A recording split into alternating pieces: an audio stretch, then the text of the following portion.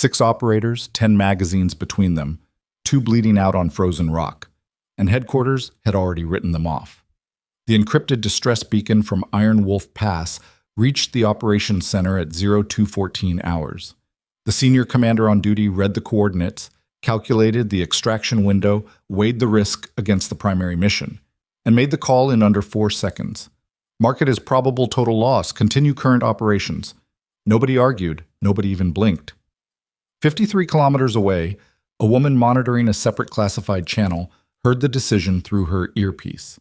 She didn't report it, didn't request authorization, didn't say a single word. She picked up her rifle and walked out into the storm. What happened next on that mountain was never put in any official record. But the men who survived? They never forgot. If this kind of story hits different for you, the ones history tried to erase, subscribe right now and drop your city or country in the comments. I want to see exactly how far this story travels. Like the video, stay until the end, and let's find out together.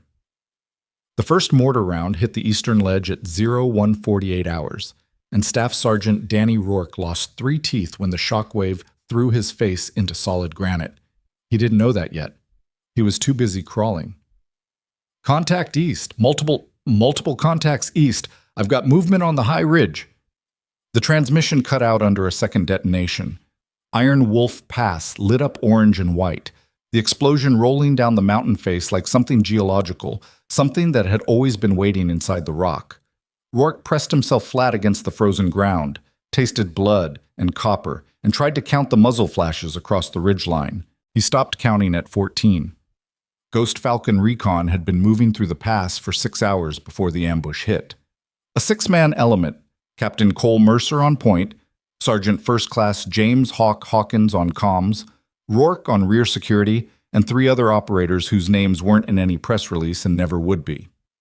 Their mission was straightforward on paper: forward reconnaissance of a suspected command and control node 12 kilometers north, confirm enemy presence, relay coordinates for a follow-on strike package, extract clean. Straightforward on paper. The intelligence that put them in Iron Wolf Pass had been wrong about 3 critical things: the number of hostiles, the extent of their fortified positions, and the fact that somebody on the other side had been watching the same terrain long enough to know exactly where a recon element would be forced to move. The pass was a throat. One way in, same way out. High ground on both sides, sheer ice faces dropping into a gorge on the western flank.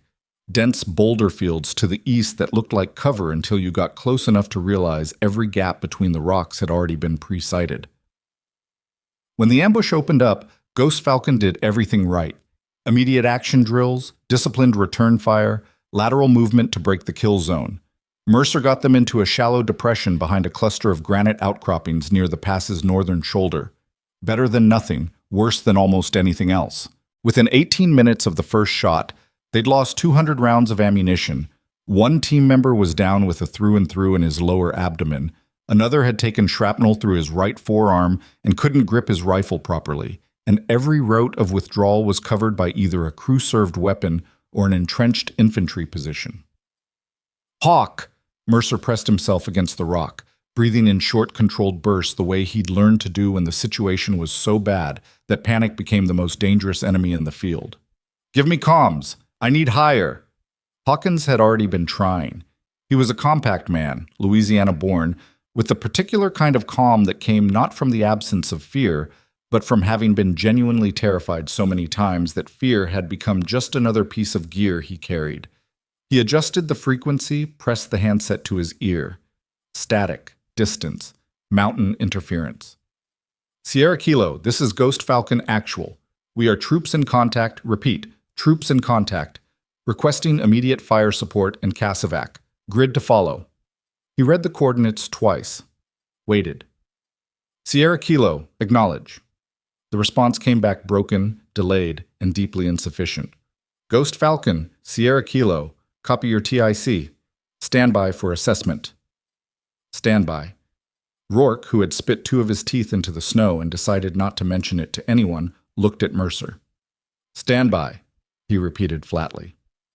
Not a question. Keep shooting, Mercer said. Above them, enemy drones circled at 500 feet, their small frames almost invisible against the overcast sky, except for the faint hum that cut through the wind during lulls in the firing. The drones weren't armed, or at least hadn't revealed weapons yet, but they were coordinating.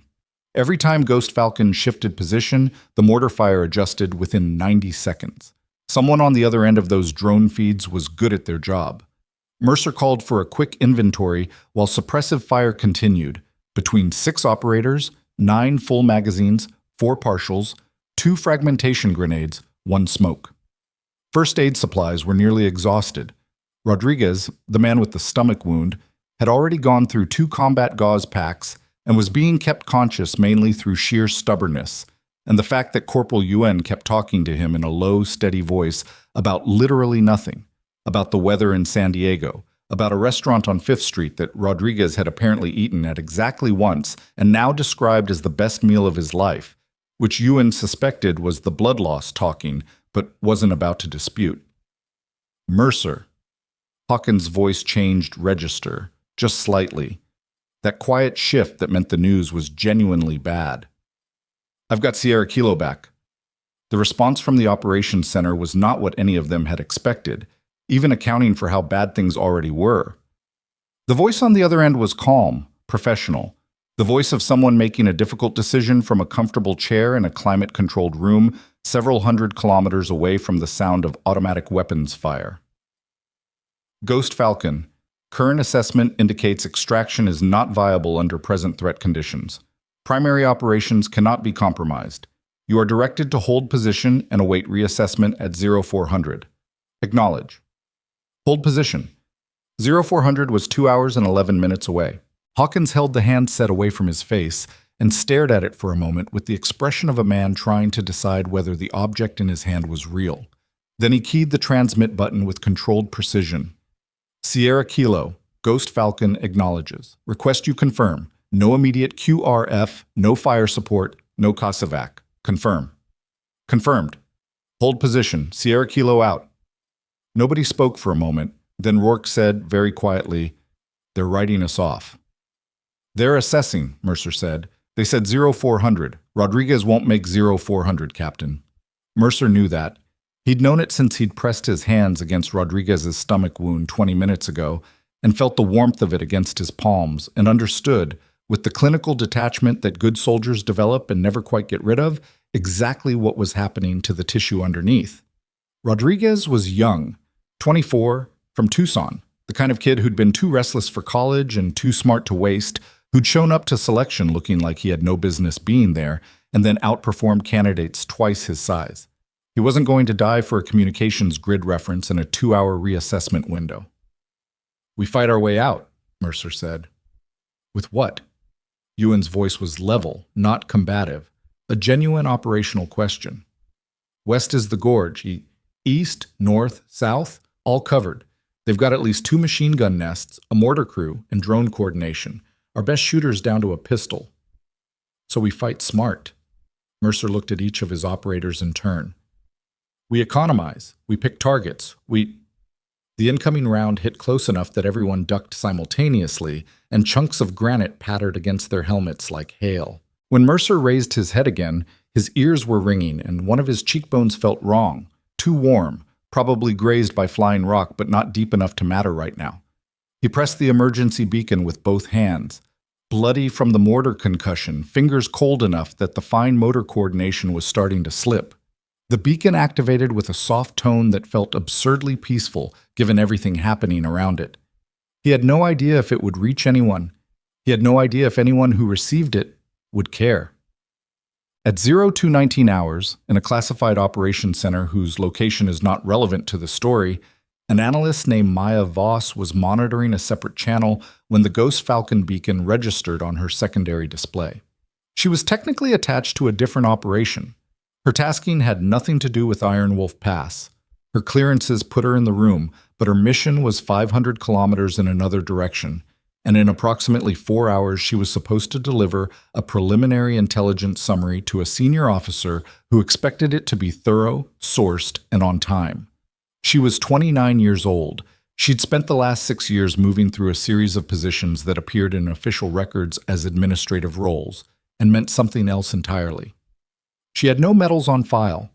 She had a series of commendations that lived in a folder that almost nobody had the clearance to access, and which she never discussed because discussion of that folder tended to make people ask questions she wasn't permitted to answer. She heard the senior commander's decision about Ghost Falcon from across the room. She watched the beacon continue pulsing on her secondary display. She did a brief calculation that involved, in rough order, the terrain grid around Iron Wolf Pass, the time to dawn, Rodriguez's wound type and likely blood loss rate, the number of enemy contacts reported in Hawkins's transmission, and the distance between her current location and the northern shoulder of the pass. Then she got up, walked to the equipment locker in the adjacent corridor, and started pulling gear. The duty sergeant at the door looked at her. "Voss, where are you?" "Personal matter," she said, which was the most accurate description she could offer under the circumstances. She was out of the building in 4 minutes. The rifle she carried was a .338 Lapua system she'd qualified on in a training environment that nobody discussed. The scope was adjusted for the current temperature. She'd checked the forecast before leaving, the kind of habit that had kept her alive long enough to develop other habits. And she moved across the frozen terrain with the particular economy of someone who had learned, through considerable direct experience, that efficiency was a survival trait. She didn't call it in, didn't request authorization, didn't leave a note. At 0231 hours, she was moving through the tree line west of Iron Wolf Pass, climbing. The wind was cutting and lateral, which would complicate the long shots. She factored that in and kept moving. By 0238 hours, Ghost Falcon was down to 6.5 magazines. The enemy, apparently having decided that patience had its limits, had begun an advancing infantry assault from the eastern boulder field, probing contact designed to test the team's rate of fire and establish exactly how much ammunition they had left. Standard methodology, nothing subtle about it. Make the defenders shoot, count the responses, adjust accordingly. Mercer recognized it for what it was and had his team on disciplined fire control immediately. Single shots. Confirmed targets only. Nothing suppressive, nothing speculative. It was keeping them alive by inches. Rodriguez had stopped talking about the restaurant in San Diego. He was still conscious, breathing in a way that was too careful, too deliberate, like a man managing something. Ewan stayed close, kept a hand on his shoulder, didn't look at the wound. "How we doing?" Rodriguez asked at one point. "Great," Ewan said. "You're missing a fantastic firefight." "Yeah?" "Really beautiful mountain scenery, lots of tracer fire. Very cinematic." Rodriguez made a sound that was approximately a laugh and cost him something to make. "I hate mountains." "I know."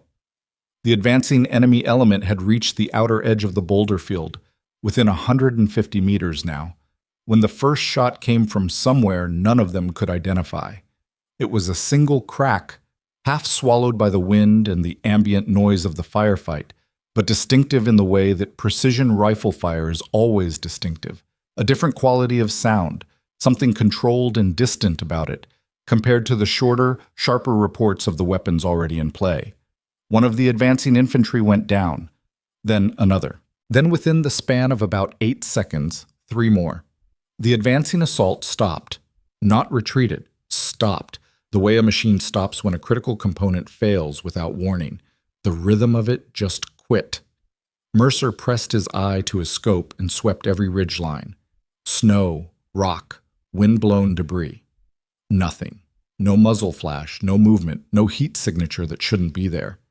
"Who the hell is shooting?" Rourke said. Nobody answered, because nobody knew. The mortar crew that had been dropping rounds on them with metronomic regularity for the past 40 minutes went quiet. 20 seconds. 30. A full minute without an incoming round. Then the mortar position, on the eastern approach above the boulder field, simply stopped existing. The sound of the shot that ended it reached Ghost Falcon's position a full 1.5 seconds after the impact. Long range, extreme long range, from somewhere Mercer couldn't even isolate a sector for. "Friendly?" Hawkins asked quietly, his hand already moving toward the radio. "Not through Sierra Kilo," Mercer said. "Nobody's coming. We're on our own." "Then what is that?" Mercer didn't answer that either.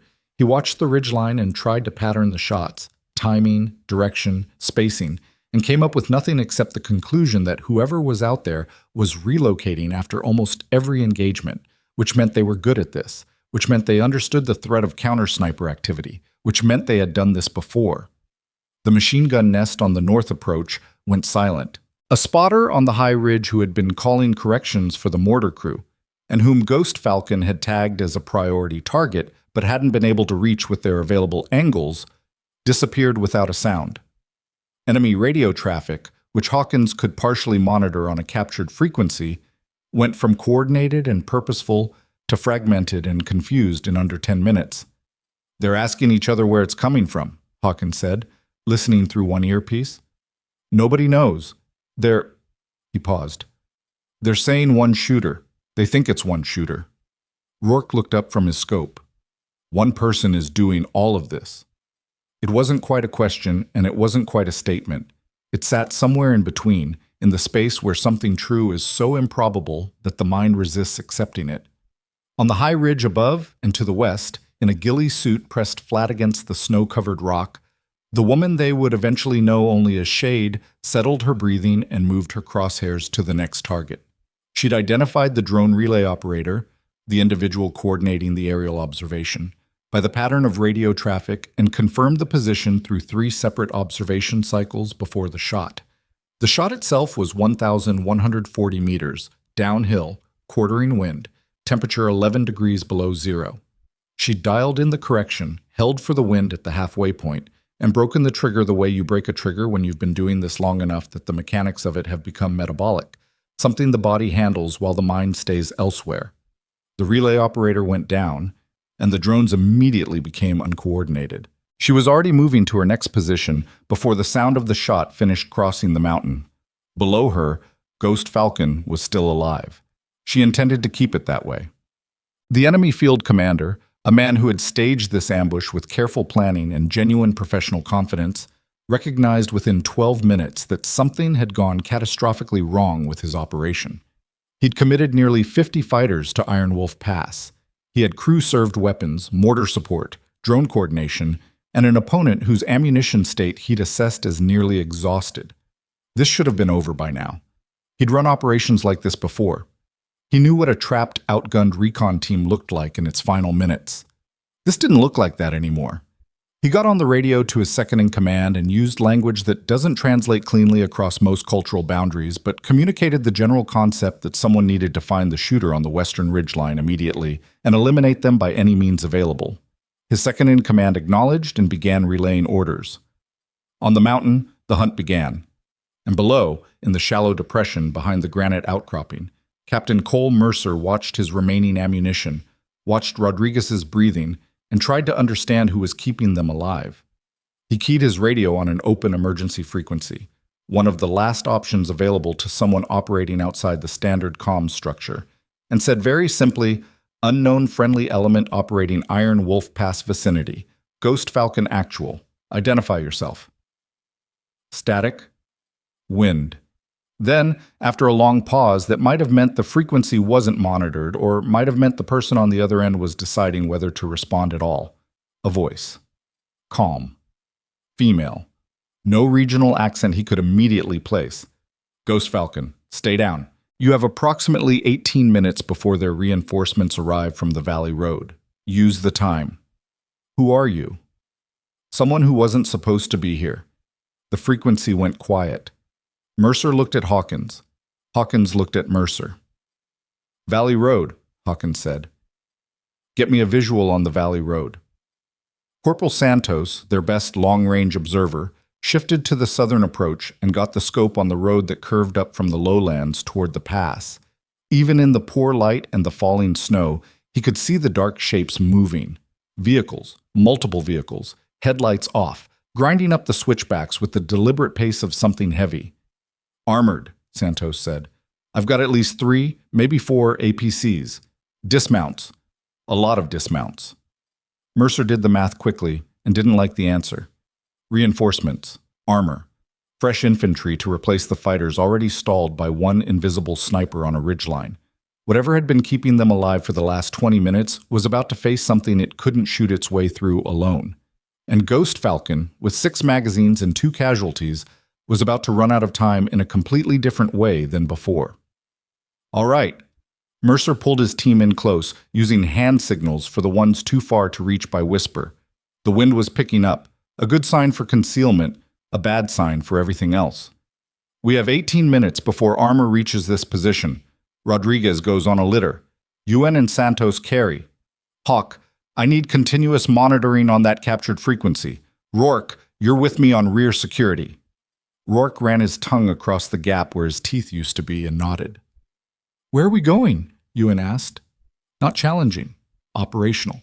He needed a direction to carry a wounded man toward. Mercer looked at the terrain map on his wrist-mounted display. Its screen cracked from the earlier blast, half the overlay corrupted. The northern shoulder of the pass was the only route that didn't have confirmed enemy coverage, but that was because it was the worst terrain on the mountain, a 40-degree slope of loose shale and wind ice that descended into a secondary draw before climbing back toward a ridgeline that might, if everything went exactly right, give them a defendable position and a line of sight to the extraction zone. North shoulder, he said. Nobody said anything, which was how professional soldiers communicate unanimous reluctance without actually arguing. I know, Mercer said. Move. Arshad.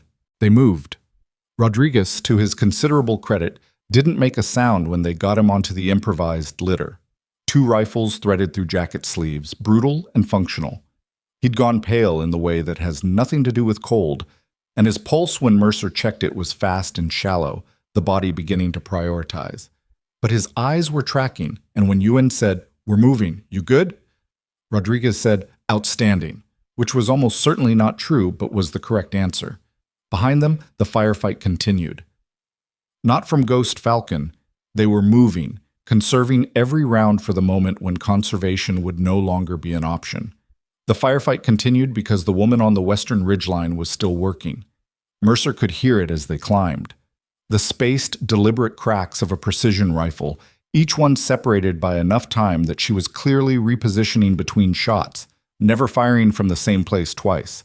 He couldn't see her, had no idea where she was on the mountain relative to his own position, couldn't have pointed to her general location if his life depended on it, but he could track her work by its effects. A heavy machine gun on the eastern approach that had been keeping the north shoulder under intermittent fire went silent 4 minutes into their movement. Santos, who was watching the approach while carrying the front of Rodriguez's litter, exhaled. "She got the gun," he said quietly. "Keep moving," Mercer said. The shale slope was as bad as advertised. Loose plates of rock shifted underfoot, some of them slicked with ice underneath a deceptive layer of snow. Moving 2 men with a casualty up that grade in the dark, with the wind cutting laterally and the temperature somewhere below 15 degrees Fahrenheit, was the kind of thing that existed in training scenarios designed to replicate worst-case conditions. This was worse. Rourke fell twice on the climb, catching himself each time without making a sound. The second fall opened a gash on his palm that he wrapped with a strip of fabric torn from his sleeve and ignored. Mercer's cracked cheekbone, which he'd been successfully not thinking about, announced itself with increasing insistence as the cold worked into it. They were 2/3 up the slope when Hawkins, monitoring the captured radio frequency while moving, held up a closed fist. Everyone stopped. He pressed the earpiece tighter, listening. Then he turned to Mercer with an expression that communicated, without words, that the news was specific and bad. "They know about the north shoulder," he said quietly. "They've redirected a flanking element, 4 to 6 fighters, moving to cut us off at the draw." Mercer checked his watch. 12 minutes since the unknown sniper had called the 18-minute warning, which meant armor was 6 minutes out. They were still 8 minutes from the ridgeline, and there were between 4 and 6 enemy fighters moving to intercept them at the one terrain feature they needed to pass through. He looked back down the slope, ice and darkness, and the sound of vehicles grinding up the valley road, closer now, the engine noise carrying on the wind. "Shade," he said into the open emergency frequency. It felt strange, using a call sign for someone he'd spoken to exactly once for approximately 12 seconds. But it was what she'd given him, and it was what he had. "Ghost Falcon actual, north shoulder draw. We've got a flanking element moving to cut us off. 4 to 6. Can you... I see them. That was all she said. Mercer looked at his team. They were all watching him. Faces tight, controlled.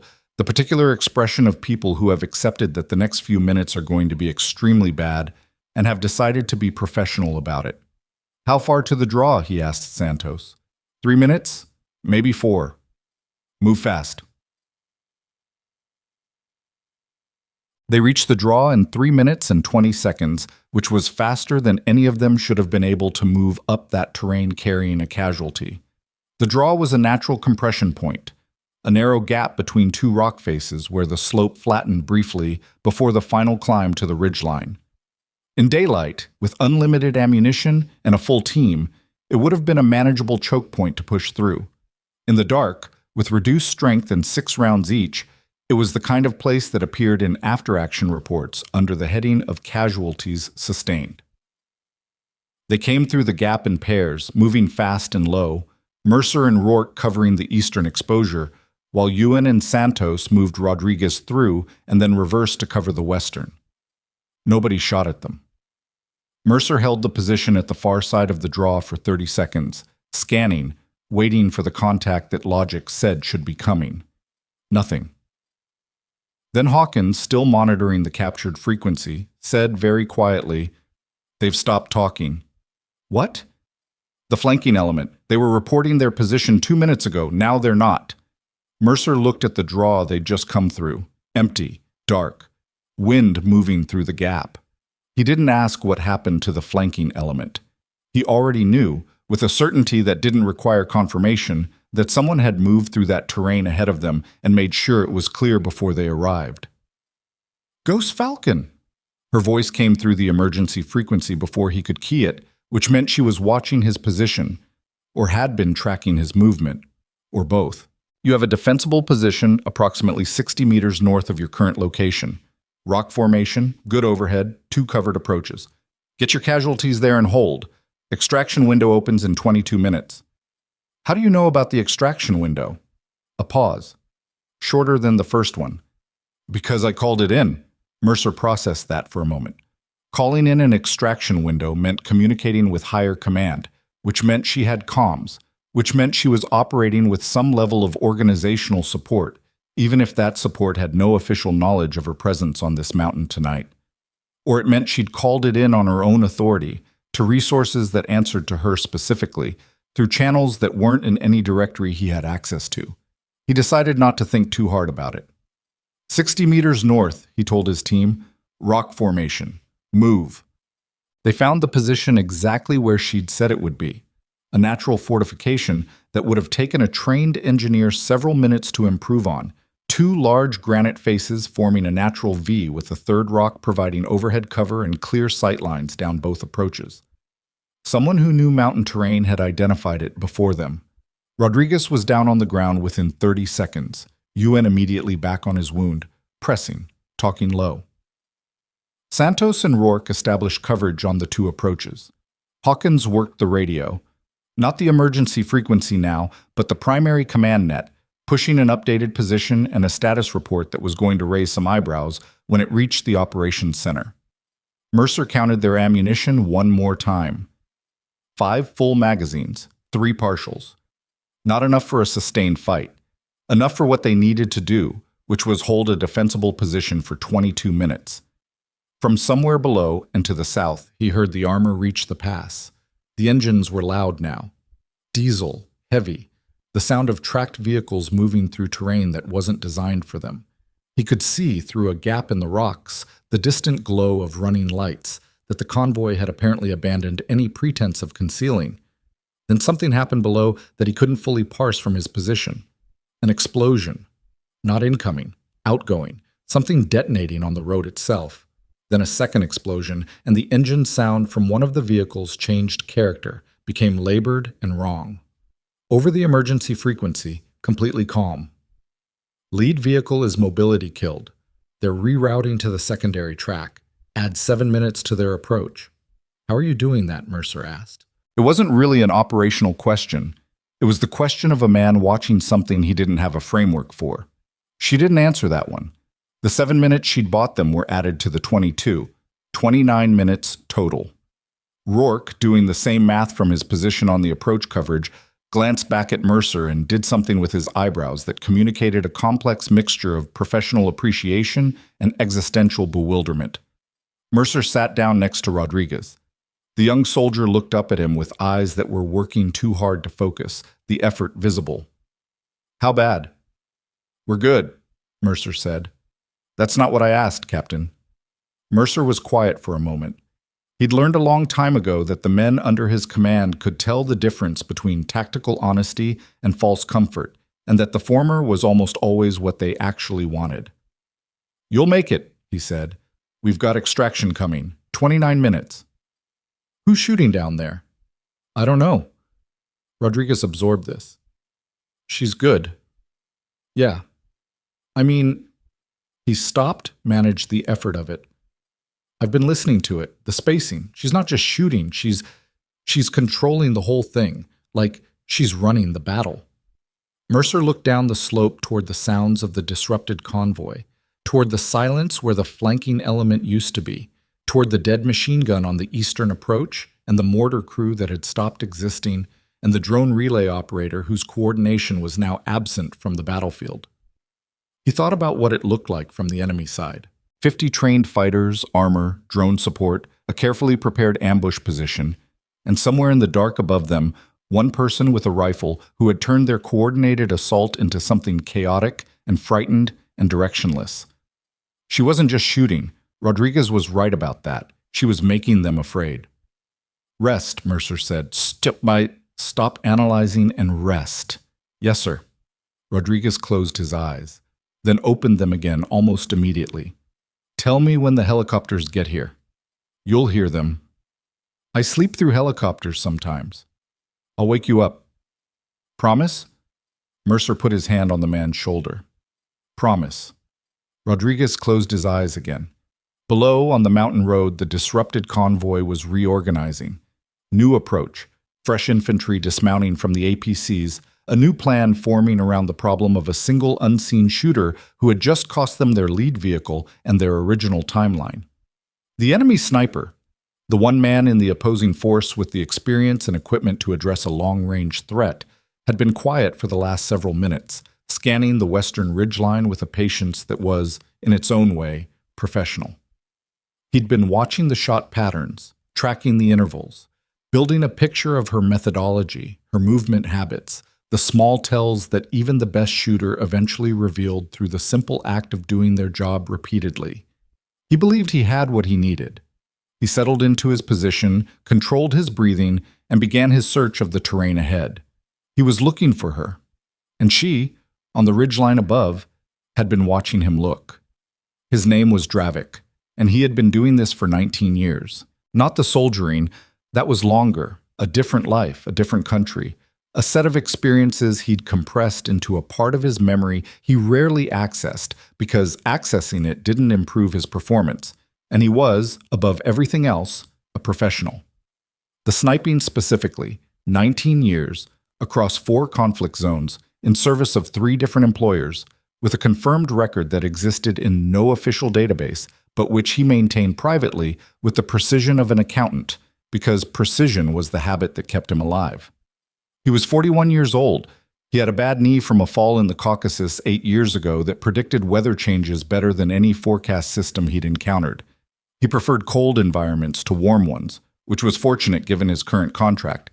He was patient in a way that most people confused with stillness, but which was actually a continuous and extremely active process of observation, calculation, and revision. He'd been building his picture of her for 31 minutes, not watching her. He hadn't seen her once, not a shape, not a movement, not the faint bloom of scope glass catching ambient light that sometimes gave away even careful shooters. She was good enough that she'd given him nothing direct. What she'd given him instead was a pattern of effects, where rounds had impacted, the angles of entry, the approximate timing between shots, the terrain features she'd chosen to work from based on which positions offered the necessary sightlines to the targets she'd engaged. From these, he'd constructed a map of her movement. Not precise, she was too disciplined for precise, but bounded, a zone on the western ridgeline where she had to be operating, defined by geometry and physics, and the simple fact that bullets travel in straight lines and the targets she'd hit were where they were. He'd narrowed it to approximately 200 meters of ridgeline. Within that zone, given the terrain, there were perhaps 6 positions that offered both concealment and the angles she'd demonstrated. He'd identified them all. He'd been watching them in sequence, moving his scope in a slow, patient rotation that would eventually catch her if she was still up there, which he believed she was because the fire hadn't stopped and the fire had to be coming from somewhere. The convoy reorganization below was buying him time. She was still working. 2 more shots in the last 8 minutes, both on dismounts who'd gotten too exposed on the secondary approach road. She was active. Active meant she was in one of his 6 positions. He moved his scope to position 3, a natural rock shelf approximately halfway up the ridgeline, with a long western exposure and adequate cover on the uphill side. The snow surface was undisturbed. Either she hadn't used it, or she'd brushed it clean on departure, which would be the kind of thing a thorough operator did. Position 4, a depression behind a wind-scoured boulder cluster. His scope lingered. Something about the shadow geometry wasn't quite right. The wind was from the northwest, which meant snow should be drifting against the east face of those boulders, but the drift pattern looked slightly disturbed on the south side. He moved the scope back. Looked again. Could be wind variation. Could be animal movement. Could be a ghillie suit pressing against the snow at an angle that shifted the surface texture by 3 or 4 millimeters, which was not visible to the naked eye at this range, but was, through a quality optic in the hands of someone who'd been looking at snow for 19 years, a thing that registered. He was not certain. He was maybe 60% certain, which was not enough to take a shot at this range in these conditions and expect the result he needed. He needed more. He settled in to wait. She knew he was there. She'd identified him 12 minutes ago. Not by seeing him, but by the absence of something. The convoy's heavy machine gun on the secondary approach had a clear angle on her last 3 firing positions. It should have been attempting suppression. Instead, it was silent, which meant either it was waiting for a more specific target or someone with authority had told it to hold fire because there was a precision asset working the problem. When she'd shifted to observe the eastern ridgeline with her secondary optic, a compact spotting monocular she could use without breaking her primary firing position, she'd found him in 4 minutes.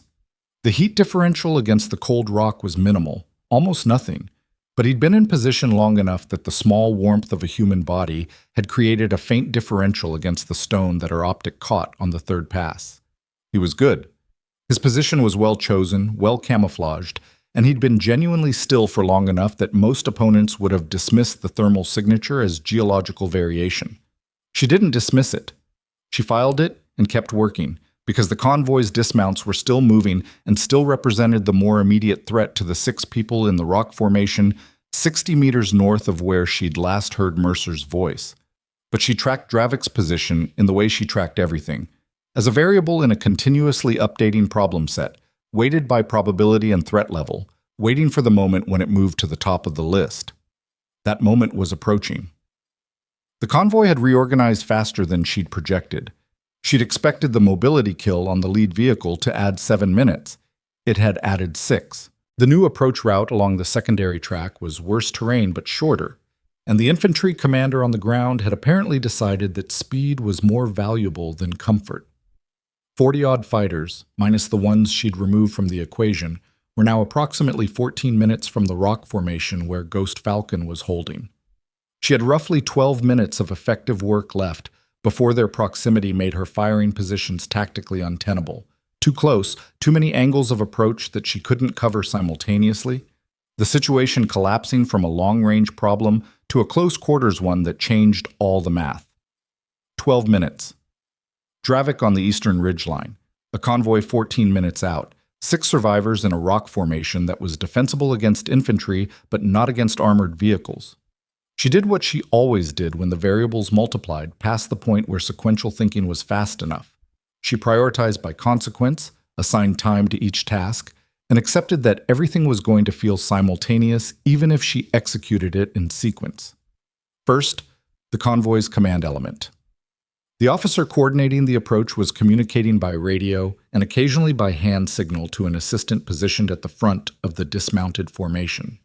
She'd been watching the communication pattern long enough to establish that the officer was the one making timing decisions.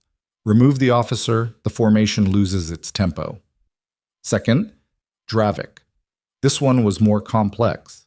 Third, whatever came after second, which she'd address when she got there.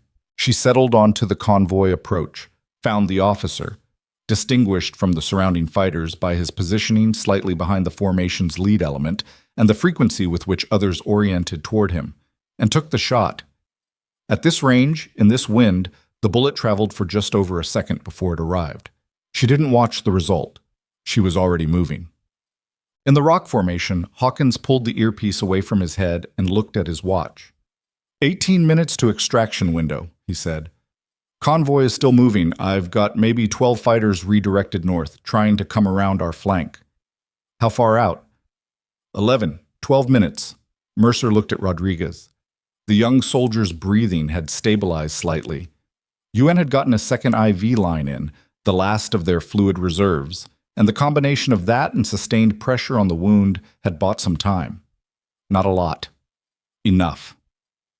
She took their CO, Santos said from his position on the southern approach. Convoy slowed down. They've stopped. Somebody's arguing on that frequency, Hawk. Hawkins put the earpiece back, listened. Argument about who has authority. Nobody wants to make the call without the CO. He paused. That buys us maybe 4-5 minutes. She knew that, Rourke said from the eastern approach. It wasn't admiration exactly. It was the tone of someone recognizing a skill set that exists outside their own experience. She didn't just shoot the officer. She shot the decision. Nobody disagreed. Mercer keyed the emergency frequency. Shade, extraction window, 18 minutes. Can you hold the approach? The pause before her response was slightly longer than the previous ones, and he'd been talking to her long enough now to notice that. The pauses weren't hesitation. She didn't hesitate, or if she did, she'd trained the outward expression of it out of her behavior completely. The pauses were assessment. She was telling him something true, and she needed a moment to determine how much of the truth was useful to him. The approach? Yes. There's a secondary problem. Eastern ridgeline. Don't engage that direction. I'm handling it. What's on the eastern ridgeline? Something that's been watching me for the last 15 minutes. Mercer felt the specific cold that had nothing to do with temperature. Counter sniper. Yes. You need support? The pause this time was the shortest yet. No. She clicked off before he could respond. Rourke, who had heard the exchange from 8 feet away, looked at Mercer with an expression that was trying very hard to be professionally neutral and not quite getting there. She's going to go after a counter sniper, by herself. Apparently, while also holding the convoy approach. That's what it sounds like. Rourke was quiet for a moment, then, who is this woman? Mercer didn't answer because he didn't know, and saying that out loud felt like it would make the situation more precarious than it already was, and the situation was already precarious enough. The decoy was a piece of equipment she'd been carrying and hoping not to need. It was simple. A collapsible rod, 18 inches, with a reflective surface at the tip designed to catch light and present a subtle but readable signature through a quality optic. Not enough to fool a casual observer. Enough to fool someone who was already primed to see something in a specific location, whose pattern recognition had been feeding for the past 20 minutes on the accumulated evidence of her presence in a defined zone, whose 60% certainty had probably climbed to 75 by now, and who was looking for the confirmation that would take it to the threshold he needed. She'd identified 4 things about Dravik in the time she'd been tracking him. First, he was patient, which meant he was experienced, which meant she shouldn't underestimate him. Second, he was working from a fixed position rather than relocating, which meant either he was very confident in his concealment or he believed she hadn't identified him, and either way, it was a choice that cost him adaptability. Third, the angle of his position relative to her zone of operation meant that if she moved to any of the 3 southernmost firing positions in her current area, she'd be giving him a sightline. She'd been avoiding those positions for the last 8 minutes, which had constrained her firing options more than she liked, but was non-negotiable. Fourth, He was professional enough to wait for certainty before shooting, which meant she had a window if she could manufacture certainty in the wrong location. She set the decoy rod in position 4, the boulder cluster with the slightly disturbed drift pattern, the position she assessed he'd been studying most carefully, threaded it through a gap in the rock so it extended approximately 4 inches above the surface. The reflective tip caught the ambient light at the angle she'd calculated. Then she moved. Fast, committed, directly through terrain she'd been avoiding because it exposed her to his position, but exposed her while moving, which was a different problem than exposed while stationary, and she was moving in a direction that would take her off his ridgeline entirely before he could adjust.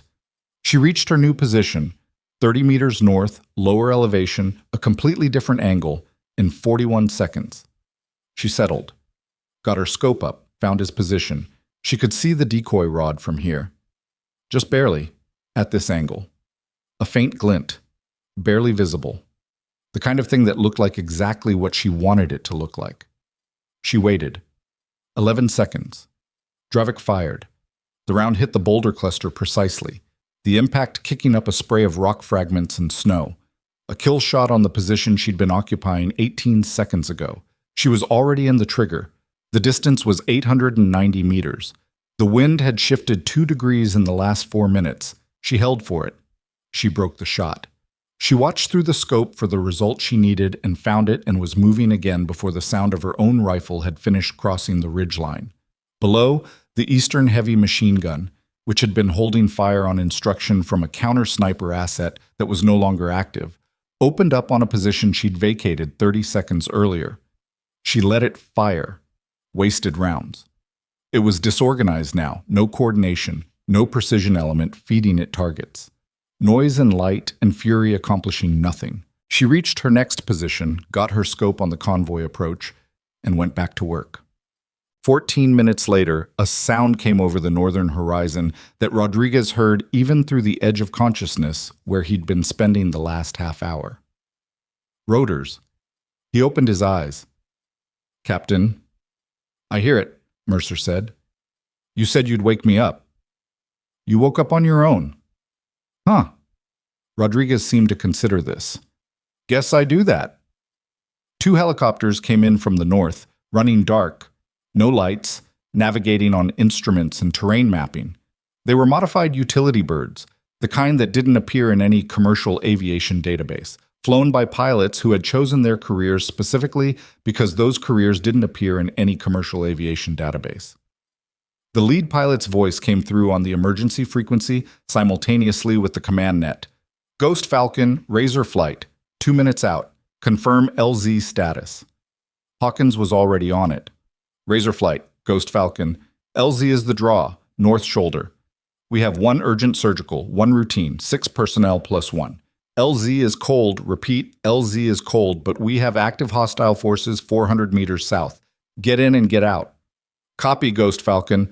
We see you, coming in hot." Mercer got his team moving. Ewan and Santos back on the litter. Rourke covering the southern approach as they moved the 60 meters back to the draw. The convoy below had been effectively stalled for the last 12 minutes. The combination of leadership disruption and continued precision fire from the ridgeline having stripped away the organizational coherence that turned a group of armed men into a functioning tactical unit. They were still there. They were still dangerous. But they weren't advancing. As Ghost Falcon moved through the draw, Mercer keyed the emergency frequency one more time. "Shade. Extraction in 90 seconds. We have room." No response. "Shade. There's a seat on the bird. You need to move now." Static. Then, "I have another position to clear. There's no time. We're leaving in 90 at she. Go, Captain. I know what I'm doing." He stopped at the edge of the LZ, watching the darkness of the ridgeline, hearing the rotors grow loud behind him. Santos and Ewan were already moving Rodriguez toward the lead helicopter, the crew chief leaning out with a flashlight pointed at the ground, guiding them in. "She's not coming," Rourke said, right beside him. Mercer knew that. He keyed the frequency one more time. "Shade. Whatever you need. Anything. Call it in." The response came back immediately, and something about it, the timing, the deliberate brevity, suggested she'd been waiting for exactly this moment to close the channel cleanly. I'll be fine. Take care of your people. Rourke's hand landed on Mercer's shoulder. Not rough, deliberate. The particular touch of a soldier telling another soldier that the moment was over, that the decision had been made by someone else, that standing here for another 10 seconds wasn't loyalty, but self-indulgence. Mercer turned away from the ridgeline and walked to the helicopter. The crew chief pulled him in. The birds were already spooling up, rotors beating the frozen air into a roar that erased everything else. The distant firefight below, the sound of the convoy's frustrated radio traffic, the cold and the dark, and the 23 things that had nearly killed them tonight. As the helicopter lifted, Mercer looked south through the window. The ridgeline was dark and still. And then, from somewhere in that darkness, a single rifle shot cracked across the mountain. Then silence. He watched for movement, for a shape, for anything. Nothing. The helicopter banked north and the ridgeline disappeared behind the curve of the mountain, and Ghost Falcon left Iron Wolf Pass with 6 people aboard and the unresolved question of what had just happened, who had happened, sitting in the cold air behind them, like something unfinished. In the operations center, 63 minutes after the duty commander had quietly written off Ghost Falcon as a probable total loss, the primary display registered the extraction confirmation. 6 personnel recovered. 1 urgent surgical, 1 routine wounded. 0 killed in action. The duty commander looked at the display for a long moment. Then he looked at the section of the room where Maya Voss's workstation was located, and registered, with the particular discomfort of a man who had made a decision that events have since reframed, that her station was empty. It had been empty for over an hour. He didn't file a report about it. He wasn't entirely sure what report he would file, or what it would say, or what response it would generate from the people above him who dealt with things like Maya Voss, the things that weren't in directories, that operated through channels he didn't have the clearance to fully understand. He looked at the display for another moment, then he turned back to his primary operation and said nothing.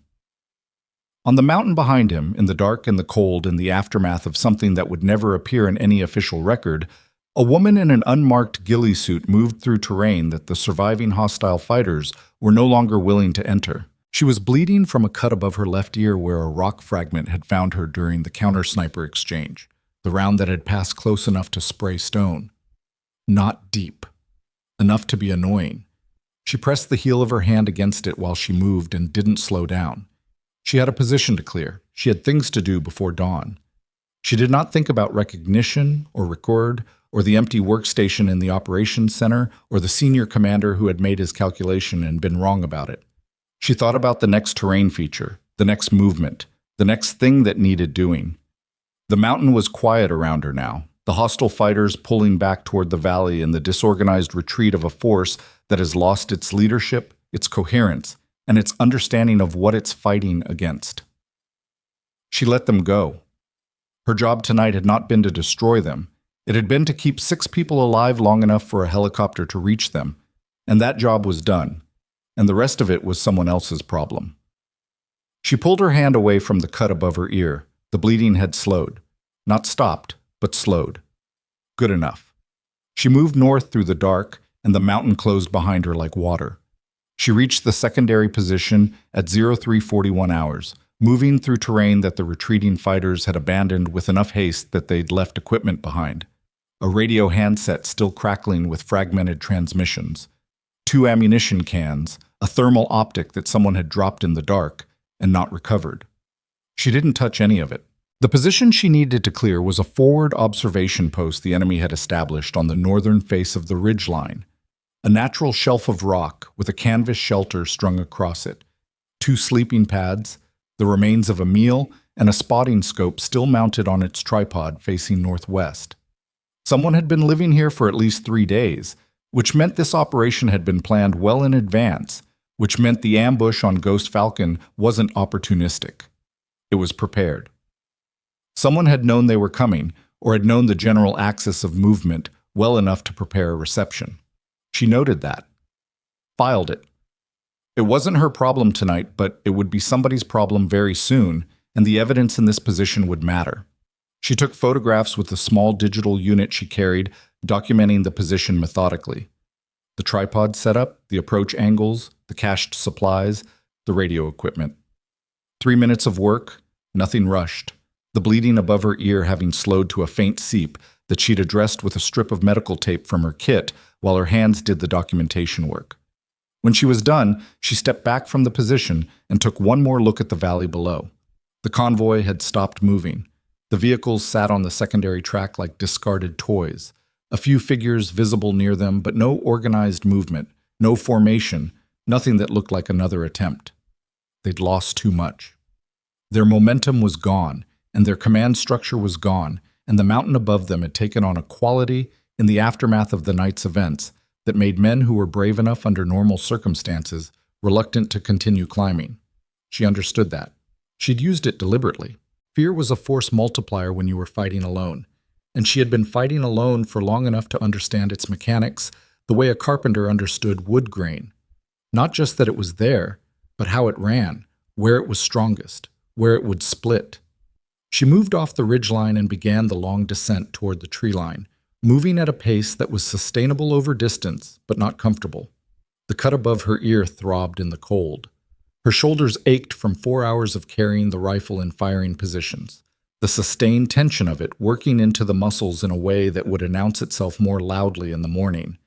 Her right knee, which had an old ligament issue she'd never had properly repaired because proper repair required medical records and medical records required explanations, was making itself known on the downhill grade.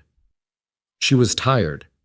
Not the tired that rest would fix, the deeper kind, the accumulated weight of a long night on top of a long career, on top of a long series of decisions that had each seemed correct in isolation and had collectively produced a life that looked, from the outside, like it barely existed.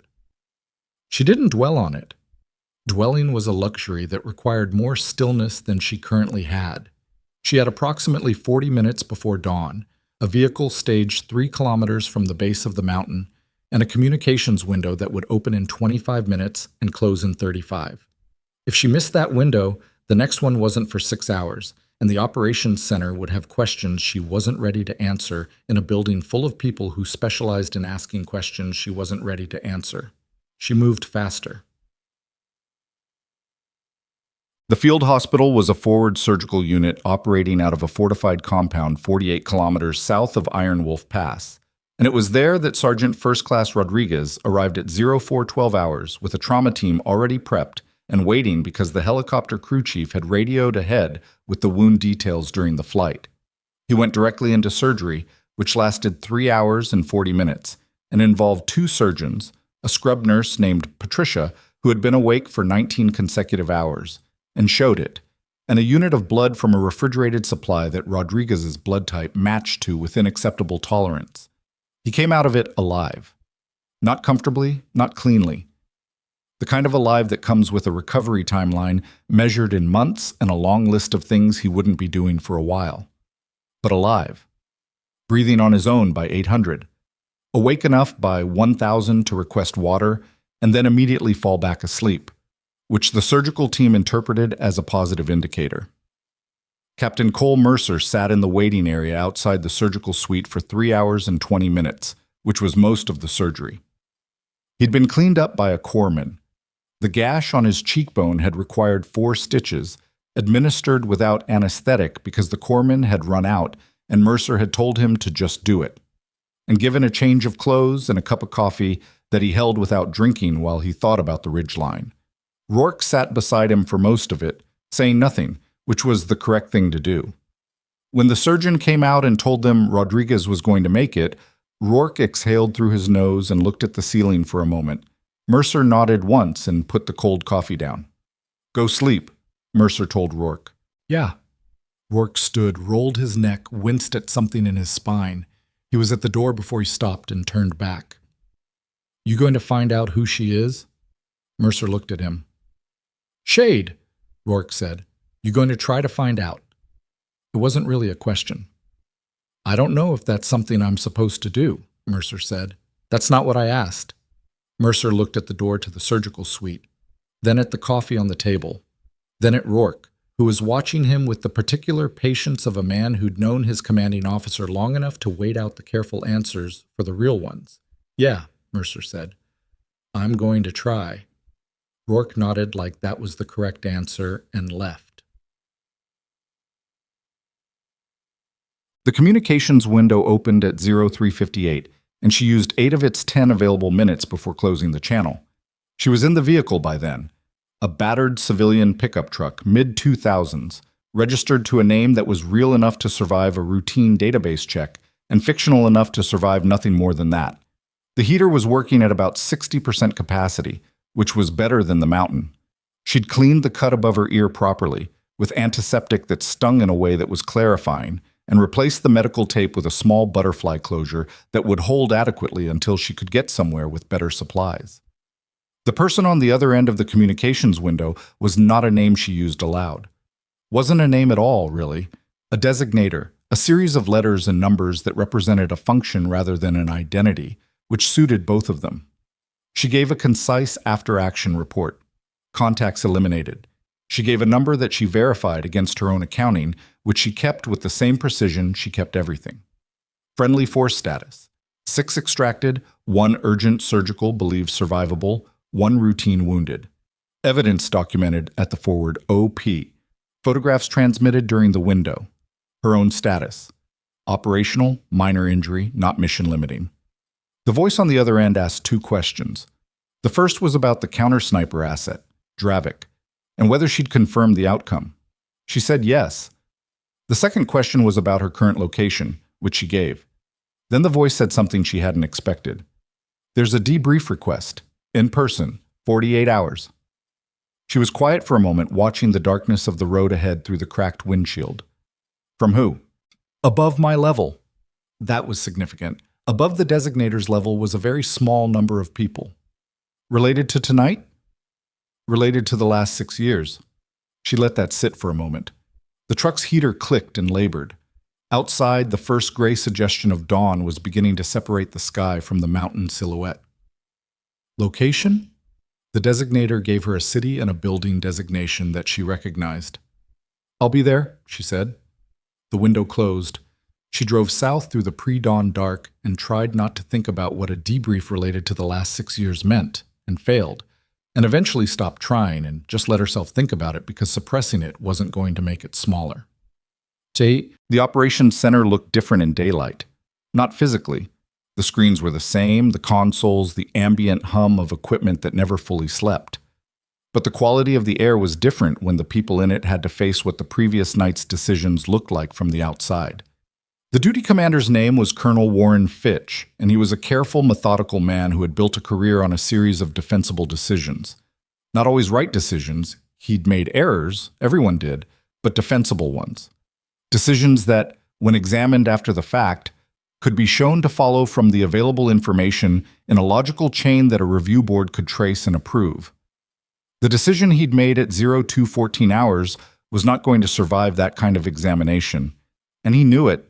And he'd been knowing it since the extraction confirmation appeared on his display at 0316, and he'd understood that Ghost Falcon was alive, which meant the calculus he'd applied, the acceptable loss calculation, the primary operation preservation argument, was now visible in an entirely different light. He was on his second cup of coffee when his supervisor, Brigadier General Ann Calloway, walked into the operations center at 0730. Calloway was 53, and she had the particular bearing of someone who had spent long enough in rooms where bad decisions were made that she could smell them. She walked to Fitch's console, looked at the previous night's log, and read in silence for approximately 4 minutes. Fitch waited. "Ghost Falcon," Calloway said. Not a question. "Yes, ma'am." "You marked them as probable total loss. Based on the threat assessment at the time and the risk to primary, they're alive." "Yes, ma'am." 6 personnel, 1 urgent surgical. She looked at the display. The extraction report says the LZ was cold when the birds arrived. Enemy forces stalled 400 meters south. She looked at him. What stalled them? Fitch had been wrestling with this question since 0316. The extraction crew's preliminary report mentioned sustained precision fire from the western ridgeline. Enemy counter-sniper asset neutralized. Enemy command element disrupted. Estimated hostile casualties based on the extraction crew's thermal observation during egress somewhere between 18 and 24. From 1 shooter, whose identity was not in any report he'd been able to locate. Unknown friendly asset, he said, which was the most accurate description he had. Calloway looked at him with the expression of someone choosing, carefully, which of several available responses to use. Unknown. Off the books. Not in any current deployment roster I can access. The Ghost Falcon element was in contact with her on an emergency frequency. Callsign shade. No further identification. The word her produced a brief, specific quality of silence. Her, Calloway said. That's what Captain Mercer's preliminary statement indicates. Calloway looked at the display for another moment. Then she said very quietly, "Find out." "Ma'am, not a suggestion, Colonel." She turned to leave and then stopped, which was a technique she used that Fitch had always found effective in a way he resented. "And pull your own decision log from last night. Full documentation. I want it on my desk by 1400. She left. Fitch sat down, put his coffee on the console, and stared at the empty workstation that had belonged to Maya Voss. The city was gray and cold and entirely unremarkable, which was the point. The building was a 7-story office block that housed, according to its directory, a regional insurance company, a small architectural firm, and 2 floors of ambiguously named administrative functions. The elevator required a key card that she carried in a sleeve pocket, and the floor it accessed didn't appear on the standard building directory. She arrived 22 hours after the communications window closed. She'd slept for 6 of those hours in a motel outside the city, badly, but enough, and changed clothes and eaten a meal she barely tasted at a diner where the waitress called her Hon and refilled her coffee without being asked. The cut above her ear was covered by her hair. She wasn't wearing a uniform. She was wearing the same civilian clothes she wore to accomplish the particular kind of invisibility that came from looking like exactly the kind of person no one remembers seeing. The man waiting for her in the windowless room on the ambiguous floor was not the designator. He was older, somewhere in his late 60s, with the kind of face that had stopped expressing things so automatically that it now required deliberate effort, like a muscle that atrophied from disuse. He wore civilian clothes. No insignia, no name tag, nothing on the table between them except a folder and 2 cups of coffee, one of which he pushed toward her when she sat down. She didn't touch it. "You know who I am," he said. "I know what you represent," she said. "That's enough for this conversation." He accepted this without visible reaction, which told her the reaction was there, and he'd simply chosen not to show it, which told her things about him. "We need to talk about last night." "I assumed. You abandoned an active tasking to intervene in a situation you had no authorization to enter." "Yes." "You operated without communication, without command approval, without a support structure."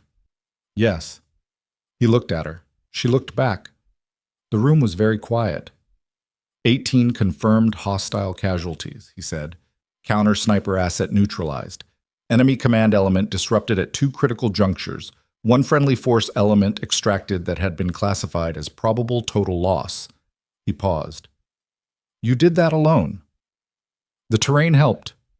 Something happened in his face that wasn't quite amusement. 6 years, Voss.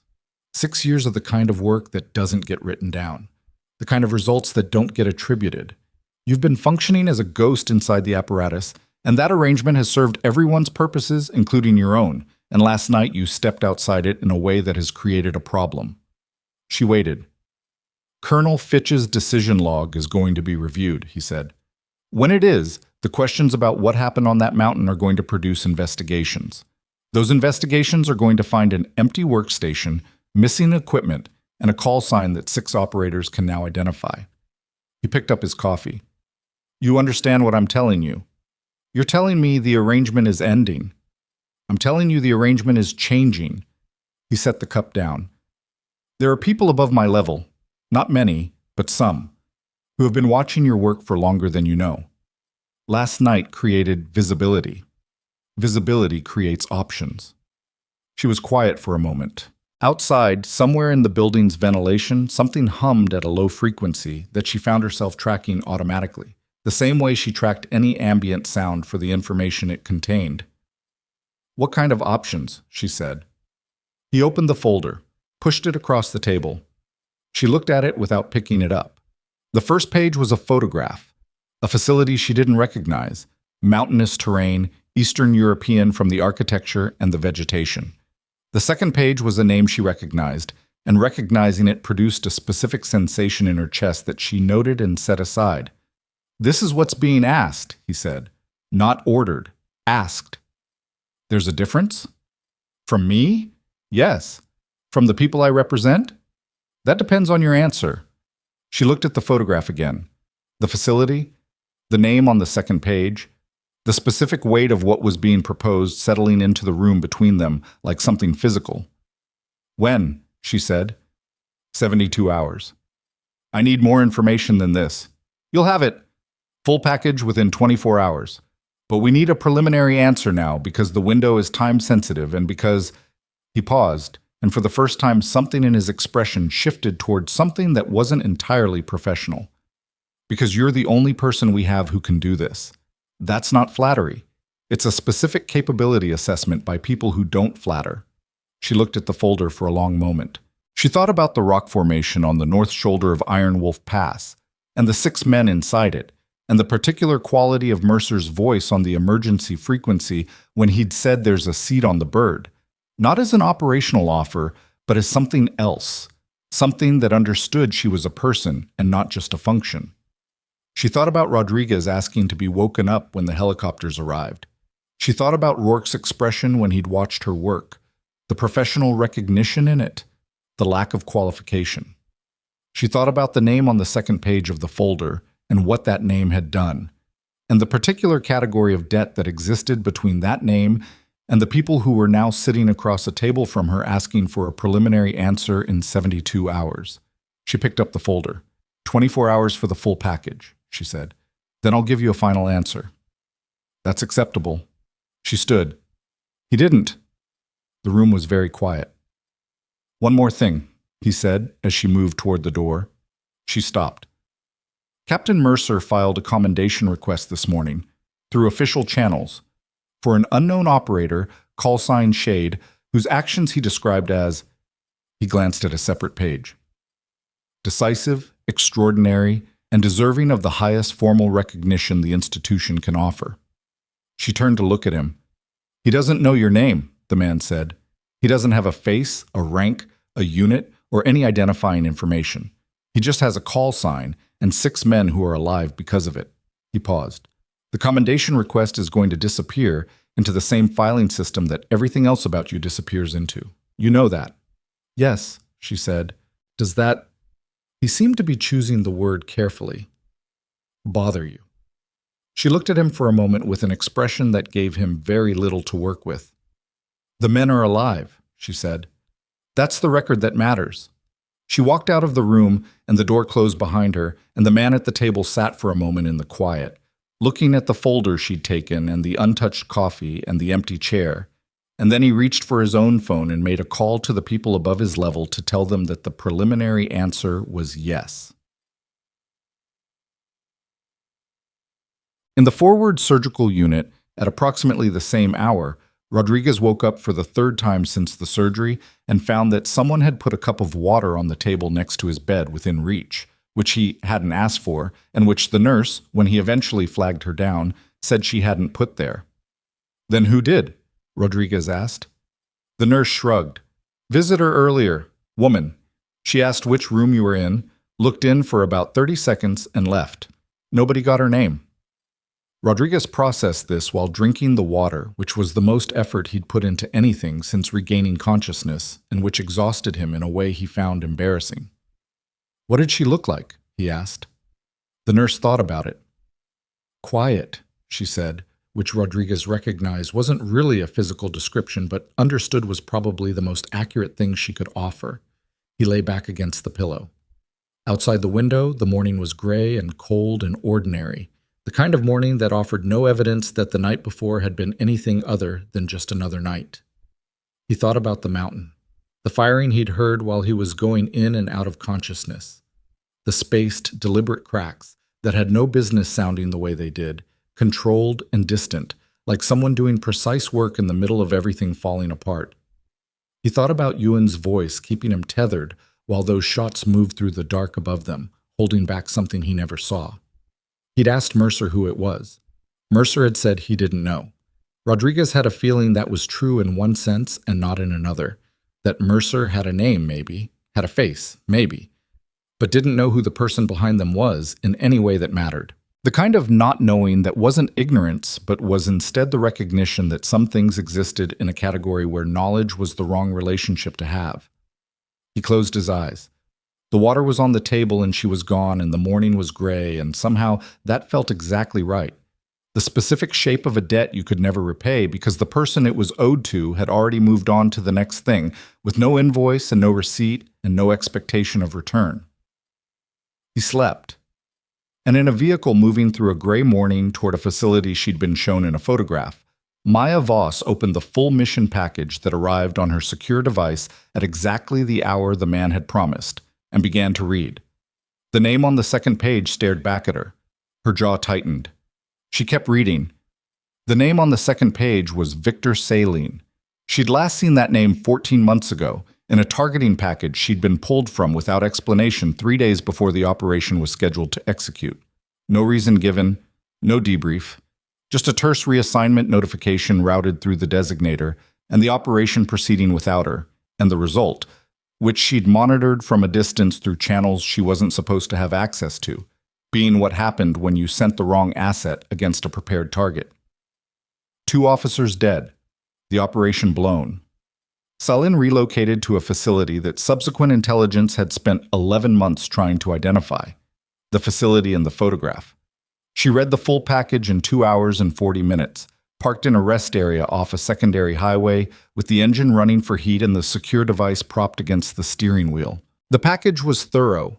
Whoever had assembled it had access to sources she couldn't fully account for, which told her the people above the man in the windowless room had been working this problem for a long time and had been waiting for the right moment and the right person to converge. Salin was 57 years old, Hungarian-born, with a career trajectory that had passed through 3 intelligence services, 2 private military companies, and a decade of freelance work that was the kind of freelance that didn't have a professional organization or a LinkedIn profile.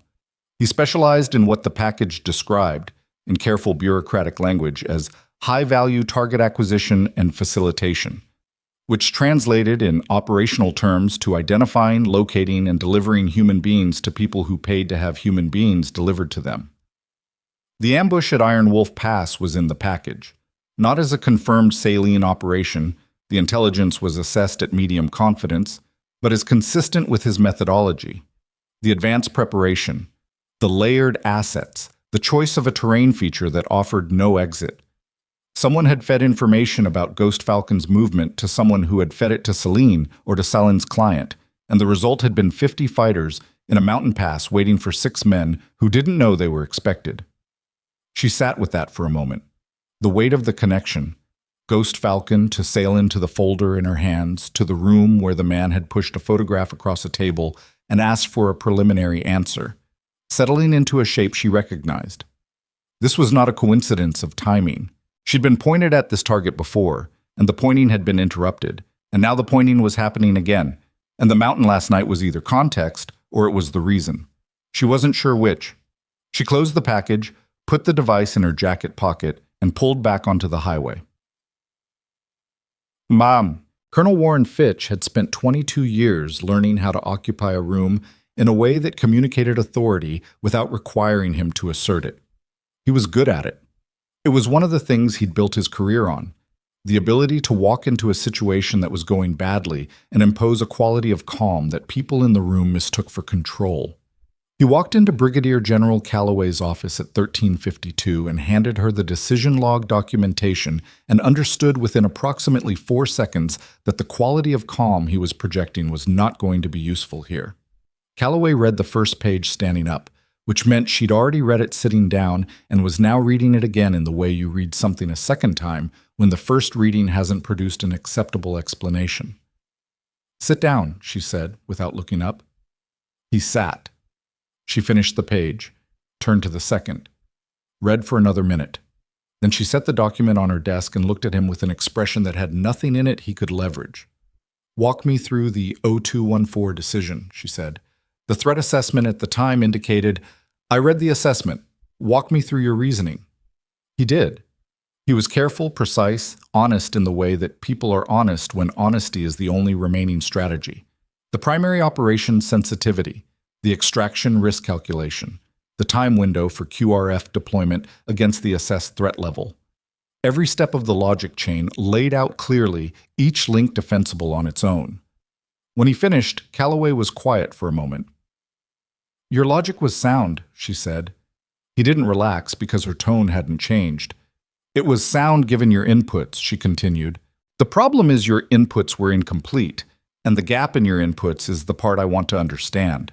She picked up a separate document, not the one he'd brought, something she'd assembled herself.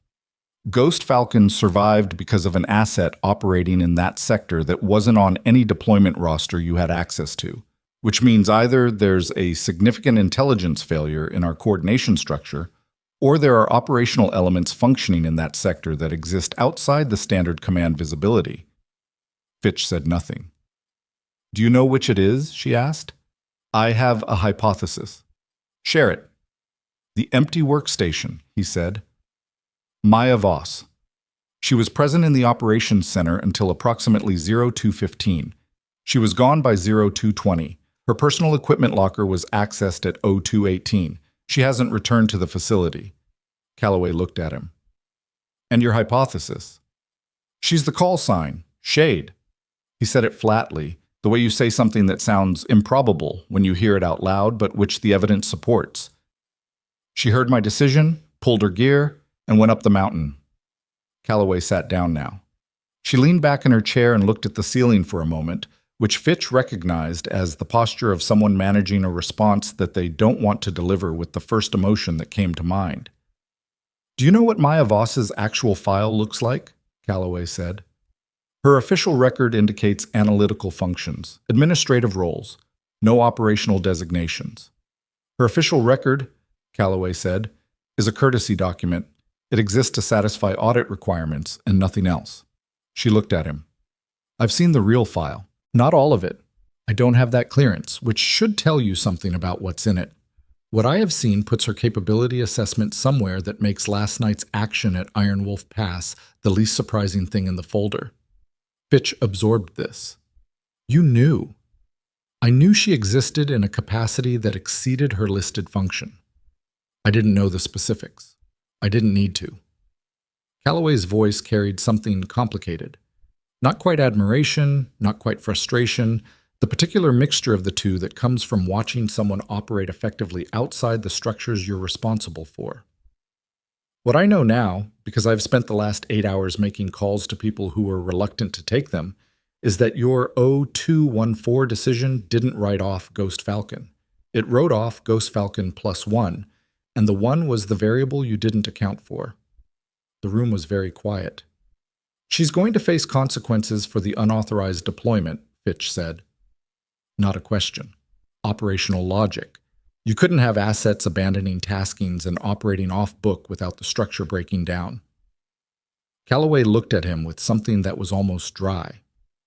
"Warren," she said, using his first name, which she almost never did, "the consequences she's going to face are not the kind either of us administers." She picked up his documentation and set it aside with the finality of something that would be filed and revisited at the appropriate time by the appropriate people. "Your decision log is going in front of a review board. That's not negotiable, and it's not personal. The outcome of that review is going to depend on factors above both our pay grades." She paused. "What I'd recommend, and this is not a directive, is that you be very precise about what information you had and very honest about what you didn't have. Because the person who's going to be sitting across from you in that review understands the difference between a bad decision and an incomplete picture, and one of those carries significantly different weight than the other." Fitch stood. "Yes, ma'am." "Dismissed." He was at the door when she said, "And Warren." He stopped. "The 6 men who came home. Whatever the review board decides, remember that." He left. Calloway sat for a moment in the office alone, then picked up her phone and placed a call to a number that wasn't in the facility's internal directory. "Team, Captain Cole Mercer had slept for 4 hours and woken up feeling like he'd slept for 4 hours, which was to say not rested but functional, which was the standard he currently required. He was in the debrief room at 1100, which was a room that looked like every other debrief room he'd ever been in. Gray walls, fluorescent lighting, a table that had absorbed the psychological residue of several hundred difficult conversations. Sitting across from a counterintelligence officer named Chen, who had a legal pad, and the specific quality of neutral attentiveness that CI officers developed to make the people across from them forget they were being assessed. Mercer had been in enough debrief rooms to not forget. He gave his account of the previous night with the precision he always brought to after-action reporting: chronological, specific, heavy on observable fact, and appropriately qualified on inference. The ambush timeline, the casualties, the ammunition state, the communications failure with higher command, the extraction. Chen let him get through the operational sequence without interruption, which told Mercer that the operational sequence wasn't what Chen was primarily interested in. When Mercer reached the moment of the first unidentified shot from the ridgeline, Chen's pen moved for the first time. "Describe the contact," Chen said. Mercer described it. The shot pattern, the target selection, the repositioning discipline. The drone relay disruption, the flanking element that had been cleared before Ghost Falcon reached the draw. The counter-sniper engagement, what he'd inferred from the exchange, which was that someone had used a decoy, taken a shot, and resolved the threat. Chen's pen kept moving. "The voice contact on the emergency frequency," Chen said. "How many exchanges?" 7, maybe 8. "Describe the voice." Mercer did. Calm, female. No strong regional accent, possibly trained out, possibly natural. No hesitation in delivery except for specific pauses that preceded statements of tactical assessment. "Did she identify herself beyond the call sign?" "No." "Did she indicate any organizational affiliation?" "No." "When she said she'd called in the extraction window, did she explain through what channels?" "No, I asked. She didn't answer." Chen made a note. "And she declined extraction." "She had what she described as a position to clear. She was," Mercer paused, choosing precision over impression. "She was still working, still had targets she was addressing. She made it clear the conversation about extraction was over." "Did she seem—" Chen stopped, reconsidered the question. "What was your assessment of her state, operational condition?" Mercer looked at him. "She sounded like someone doing a job she'd done before. No stress indicators in the voice. No rush. When things needed to happen fast, they happened fast, but it wasn't—" He searched for the right word. "It wasn't reactive. Nothing she did felt reactive. It all felt like it was already planned, except the plans kept updating." Chen put the pen down. Not done writing, just setting it down for a moment, which Mercer read as a transition. "Captain, your commendation request." "Yes. You understand that without identifying information, the request can't be formally processed through standard channels." "I understand that." "And you submitted it anyway." "I did." Chen looked at him with the neutral attentiveness, which Mercer met without expression. There was a question underneath Chen's statement that Chen wasn't asking directly, which was, why, knowing it would disappear into bureaucratic nothing, did you submit a formal commendation for an unidentifiable operator? Mercer answered the question that hadn't been asked. "Because the record should reflect that it happened, even if the record goes into a drawer somewhere and nobody reads it. What she did last night should exist somewhere in writing, even if it exists nowhere that matters." Chen picked the pen back up, made another note. "Is there anything else you observed or inferred about the unknown operator that you haven't included in your account?" Mercer thought about it seriously, which meant sitting with the question for a few seconds rather than answering immediately. He thought about the cleared flanking element. 4 to 6 fighters moved through in the dark, silently, before Ghost Falcon arrived at the draw. He thought about the convoy command vehicle disruption. He thought about the single shot he'd heard from the helicopter as they lifted, the crack of it crossing the mountain. "She was thorough," he said. "Everything she did had a logic to it that was... It wasn't just shooting, it was sequenced. She was thinking about the whole board."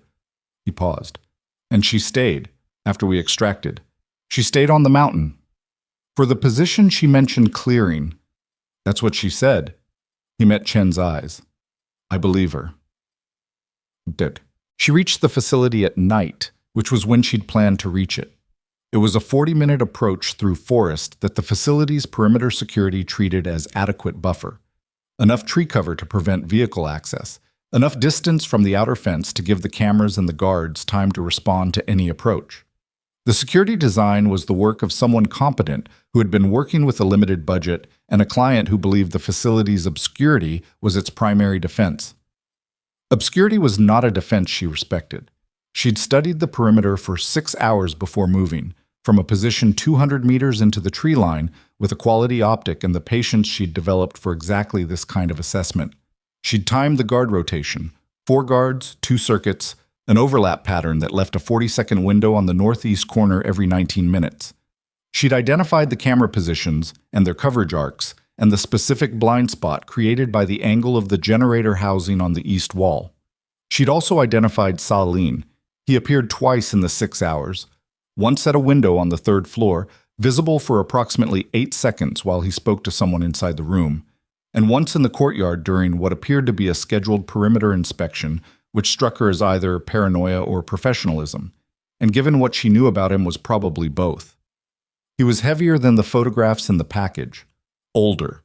He moved with the deliberate care of someone whose body had started charging interest on a lifetime of hard use. She filed it and waited. The 19-minute window came around at 22:47. She moved through the northeast corner with 31 seconds to spare, which was not comfortable but was sufficient. Crossed the dead ground between the fence and the wall using the generator housing shadow exactly as she'd planned, and entered the facility through a maintenance access point that the security design had treated as a secondary concern. Inside was 3 floors of a building that had been a light industrial facility before its current tenant, converted with the particular aesthetic of someone who cared about function and not at all about environment. Concrete floors. Exposed conduit. The specific smell of a building that housed too many electronics and not enough ventilation. She moved through the ground floor quickly, reading the layout against the building schematic in the package. Stairs at the north end. 3rd floor, east side. That was where the window had been, which meant that was where Salim spent time, which was a reasonable working assumption for where he'd be now. The ground floor was clear, first landing, clear. She was on the 2nd floor when she heard voices, 2 of them, male, speaking in a language she spoke well enough to follow. She stopped, listened. One of the voices was giving a status report. Convoy losses at Iron Wolf Pass, assessed at between 20 and 26 personnel. Counter-sniper asset confirmed lost. The recon team extraction confirmed. The operation assessed as failed. The second voice, older, careful, with the particular quality of someone who had spent decades never fully committing to an expression, said, "And the shooter? Unknown, single operator. The survivors' accounts describe precision work at ranges our people weren't equipped to counter." The recon team talked. Standard debrief. What they know is a call sign. A pause. Find the call sign. She stood on the 2nd floor landing and processed the specific strangeness of listening to an analysis of her own work from 11 feet below the man who had commissioned the ambush that had made the work necessary. The cold logic of it, the closed loop, the way everything connected to everything else if you traced the lines far enough, was not satisfying exactly, but it had a quality of completeness she recognized. She moved to the stairs. The 3rd floor had 2 guards she hadn't seen from the exterior and hadn't been able to confirm from the package. She saw them before they saw her, which was the only advantage that mattered, and addressed the situation with the quick, controlled efficiency of close-quarters work that she found neither enjoyable nor particularly remarkable. It was a problem. She solved it. She moved. The room at the east end of the floor was the one with the window. Salim was inside, alone now, the second voice having apparently moved elsewhere. He was standing at a table covered in documents and looking at something on a laptop screen. He heard her enter and turned with the specific alertness of a man who had trained himself not to be surprised and who was right now surprised. She closed the door behind her. He looked at her for a moment, took in the ghillie suit liner, stripped back now to a dark base layer. The rifle, slung, the small sidearm in a chest rig, the cut above her ear. "You were on the mountain," he said. Not a question. The assessment of a professional. "Yes," she said. Something crossed his face that wasn't fear and wasn't courage, but was the recognition of someone who has understood suddenly and completely what the next few minutes are going to contain. He looked at the laptop, at the documents, at the distance between himself and the door, which she was standing in front of. "You're not here to bring me in," he said. "No." "Then we should talk." "We are talking." He looked at her with the calculated patience of a man buying time for a solution to present itself. "You know what I do, who I work for. I know the operational record. I've seen the file. Then you know there are people above me, people who will simply find someone else." "I know that. So this accomplishes nothing structural. You understand that?" She looked at him steadily. "Victor, the 6 men on that mountain last night, you put them there." He was quiet. "Not directly," she continued. "You facilitated. You sourced the intelligence that established their movement pattern. You coordinated the force deployment. You built the mechanism." She paused. "You've been doing this for a long time. The accounting is long. Everyone in this business has a long accounting." "Yes," she said, "they do." He looked at her for a moment with something that was not quite resignation, but was adjacent to it. The look of a man who has run the calculation and found that the numbers don't work in his direction. He glanced at the laptop one more time. She followed the glance. On the screen, partially visible, was a communications interface. An open channel, active, whoever was on the other end presumably still connected, presumably having heard the conversation. She crossed to the table in 4 steps and looked at the screen. The channel was open, but the remote end had gone silent, disconnected or muted within the last 40 seconds. Long enough to have heard the relevant parts of what had just been said. She looked at the channel identifier on the screen and memorized it. Then she closed the laptop. Celine was watching her. "That changes things," he said quietly. "Yes," she said. "It does." The operation the man in the windowless room had authorized was precise in its objectives and flexible in its execution methodology, and she executed it precisely. The documents on the table went into the bag she was carrying. The laptop, closed, went into the bag.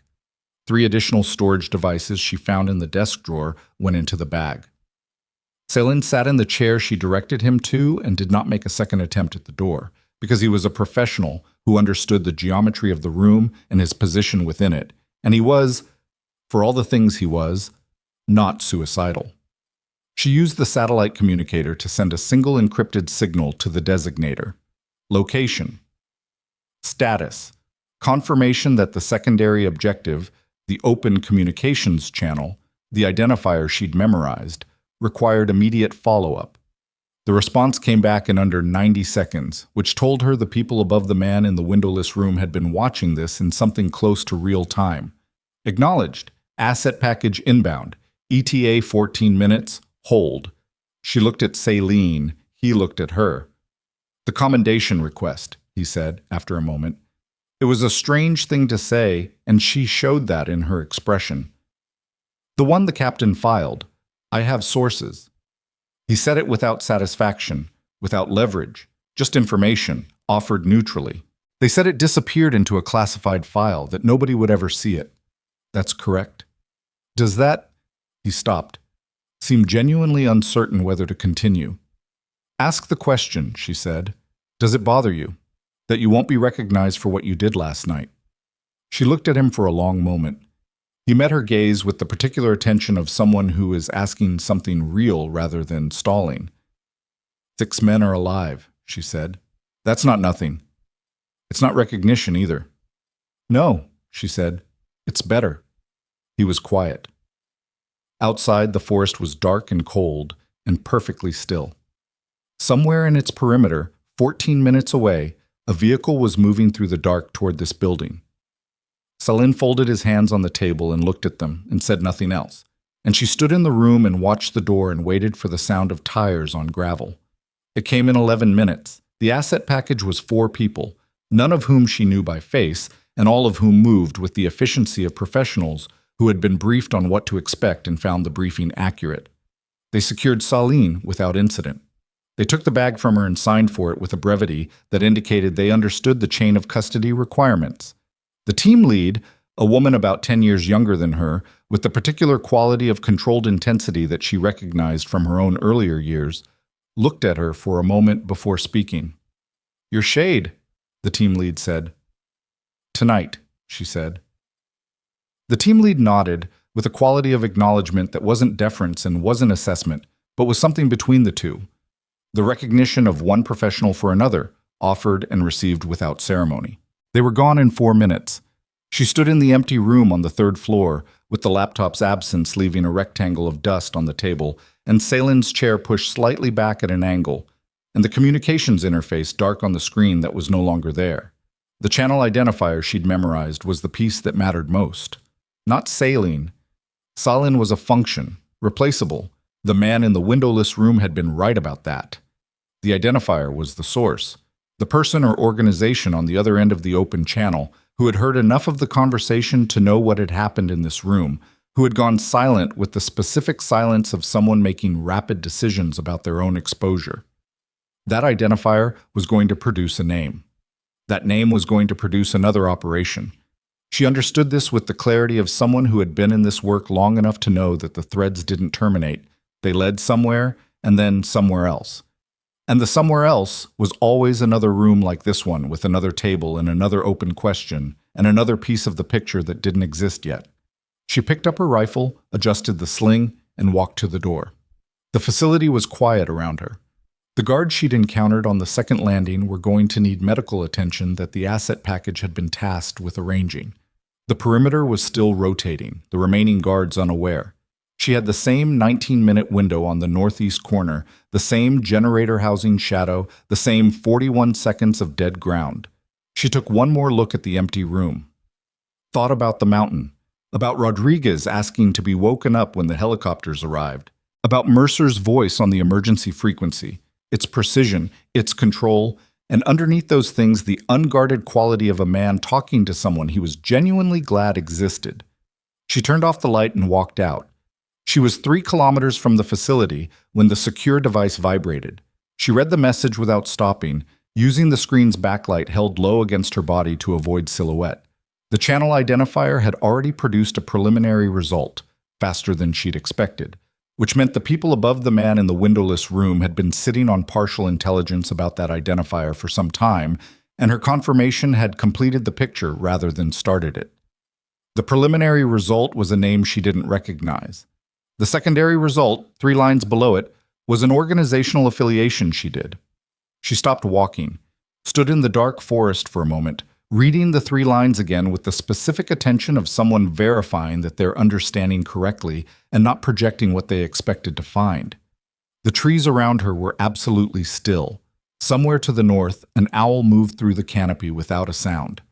The organizational affiliation was domestic, not foreign intelligence, not a private military contractor, not one of the ambiguous gray zone entities that populated the operational landscape she'd been working in for 6 years.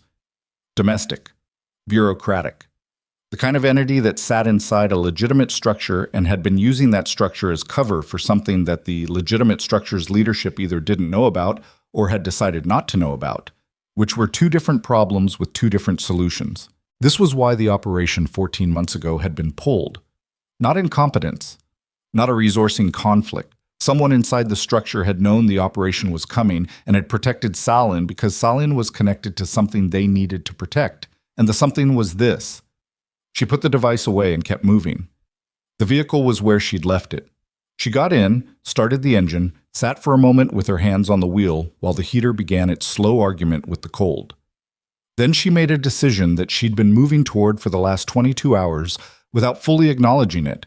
The way you move toward a conclusion that you haven't verbalized yet, because verbalizing it makes it real, and real things have consequences. She picked up the device and sent a message to the designator. Not a report, not an after-action summary, a request. The response came back in 6 minutes, which was faster than the designator usually responded to requests, which told her the request had been anticipated. Confirmed. 800 tomorrow, same location. She put the truck in gear and drove. Quote, the windowless room looked the same.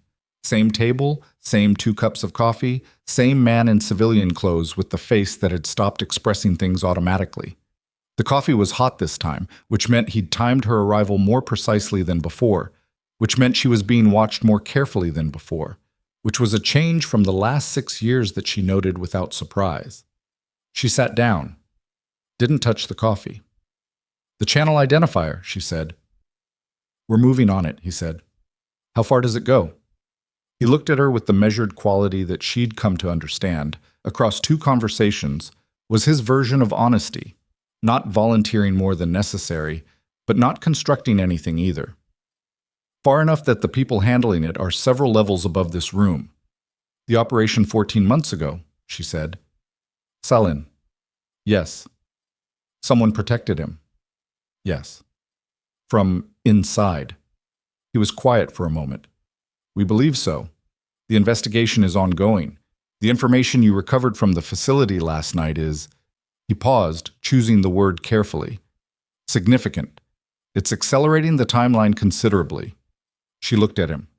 "I was pulled from that operation, 3 days before execution. Someone knew I was the assigned asset and pulled me specifically." "That appears to be correct." "Which means someone with access to assignment rosters at a classification level that's not broadly held." "Yes." "Which means the investigation isn't looking outward, it's looking inward." He held her gaze without responding, which was the response. She let that sit for a moment. The specific weight of it, the understanding that the apparatus she'd been functioning within for 6 years had a wound somewhere in its structure that had been bleeding for at least 14 months and possibly longer, settling into something she could carry. Not comfortably. But she'd carried uncomfortable things before. "Why are you telling me this?" she said. "Because you'd figure it out regardless, and because you've earned the unredacted version." She picked up the coffee for the first time and held it without drinking. "You said last time that the arrangement is changing, not ending." "Yes." "What does changing look like?" He put his hands flat on the table, which was a gesture she'd come to read as the precursor to something he'd prepared. "There's a formal structure being built. Not public. Nothing about the work changes in terms of visibility. But internally, the people above my level have decided that operating through complete deniability has costs that last night illustrated clearly." He paused. "You operated without a support structure, and it worked because you're extraordinarily capable. It also nearly didn't work because you were alone, because you had no backup, because if Dravik's shot had landed 2 centimeters differently, we would have lost 6 operators, and the person who saved them, and no one would have known why." She thought about the rock fragment above her ear, the 2 centimeters he was describing, the slight shift of wind between the moment she'd moved and the moment his round arrived. "What does the structure look like?" she said. "Small, deniable at the operational level, but supported at the logistics and intelligence level. You'd have access to real-time satellite, current threat assessments, medical support for extraction. You'd have a team that you select. I work alone." "You've worked alone because that was the arrangement. The arrangement is changing." He met her eyes. "You'd still control the operational methodology. The team would be your team. Selection criteria, training standards, mission parameters, your call. But you wouldn't be going up a mountain with a rifle and no one knowing where you are." She looked at the table for a moment, at the coffee, at the rectangle of the door. "The 6 operators," she said. "Ghost Falcon." "What about them?" "They gave a debrief. Mercer's commendation request." "Yes." "What happens to those?" He was quiet for a beat. "The debrief is classified. The commendation request is in a file that's—" "I know where it is." She looked at him. "I want it processed." Something shifted in his expression. Small, controlled, but there. "That creates a record, a formal one, with your name." "I know what it creates. The people above you sent me up a mountain to pull 6 men out of a situation that your organization created by ignoring a distress beacon," she said. Not heated, level, the tone she used when she needed something heard clearly. "They can create the structure or they can leave the arrangement as it was. But if they want the structure includes a record of Iron Wolf Pass, not public, not press released. A classified record, accessible to the people who need to know it happened, that says what happened. He looked at her for a long moment. "I'll take it upstairs," he said. "I know you will. I'm telling you what the answer needs to be." Another long moment, then, "I'll make the case." She put the coffee down. "The team selection. I want to start with one person." "Who?" "Mercer." He blinked, which was the most visible surprise she'd seen from him across 2 conversations. "He's an active duty captain with a conventional chain of command. Then the people above you can have a conversation with the people above him. I watched him manage a 6-man element that was out of ammunition, taking casualties, and abandoned by higher command, and he kept them functional and moving, and none of them broke. That's not common. He doesn't know who you are. He'll find out. And if he says no," she picked up her jacket from the back of the chair, "then he says no. But ask him." She stood. He stayed seated, watching her with the expression of a man who had come into this meeting with an agenda and was leaving it with a modified version of that agenda, which was not a comfortable position, but was, she had learned, where the real work usually happened. "Voss," he said as she reached the door. She stopped. "The cut above your ear." She touched it automatically, the butterfly closure still in place, the skin around it tender in the way healing things are tender. "It's fine. You should have it looked at properly." "I will." She left. Mercer was in the facility gym at 0630 when his commanding officer's aide found him and told him he had a meeting at 0900 that wasn't on any schedule the aide had access to. The aide gave him a location, not in the building, an address across the city, and a contact name that was a series of letters and numbers rather than an actual name, which Mercer recognized as a category of meeting that existed outside the normal organizational structure. He showered, dressed, and drove across the city through morning traffic that moved with the indifferent normality of a world that hadn't been on a frozen mountain 2 nights ago and didn't know anything was different. The building was a 7-story office block. The elevator required a key card that a security officer on the ground floor provided without explanation. The floor it accessed wasn't on the directory. The room he was directed to was small and windowless and contained a table, 2 chairs, and a woman he didn't recognize who was sitting on the far side with a cup of coffee and a closed folder. He stopped in the doorway. She looked at him. He looked at her. She had a butterfly closure above her left ear, partially covered by her hair. She was wearing civilian clothes. Nothing identifiable, nothing with markings. She held the coffee the way someone holds something they've had for a while, comfortably, without thinking about it. Her expression was neutral in a specific way. Not closed, not unfriendly, the controlled quiet of someone who was used to being the one in the room who said less rather than more. He understood, in the 3 seconds he stood in the doorway before she said anything, exactly who he was looking at. "Captain Mercer," she said. "Sit down." He sat down. They looked at each other across the table, and he was aware of the particular strangeness of the moment, that he'd spent 2 days thinking about a voice on an emergency frequency, had filed a commendation for a call sign, had told a counterintelligence officer that she'd sounded like someone doing a job she'd done before, and was now sitting across a table from the specific person those descriptions applied to. And she was smaller than he'd somehow imagined, and the cut above her ear was real, and she was sitting in a chair that was slightly too low for the table and hadn't adjusted it. "I'm not going to tell you everything," she said, "about who I am or what I do. You understand that?" "Yes." "What I'm going to tell you is enough for the conversation we need to have." "Okay." She opened the folder, pushed it across the table, so not the full package, a single page. He looked at it. It was his own commendation request, printed out, with a stamp in the upper right corner that he didn't recognize but that clearly represented a classification level above what he normally dealt with. "It's being processed," she said. "Classified. Internal only. But processed." He looked at the page for a moment, then at her. "You asked them to do that?" "Yes." "Why?" She was quiet for a moment, and in the quiet he heard the answer that she wasn't going to give him directly. That she'd spent 6 years doing work that didn't exist on paper and had decided at some point in the last 48 hours that the paper mattered. Not for herself, not for recognition, but because a record was a different kind of thing than recognition.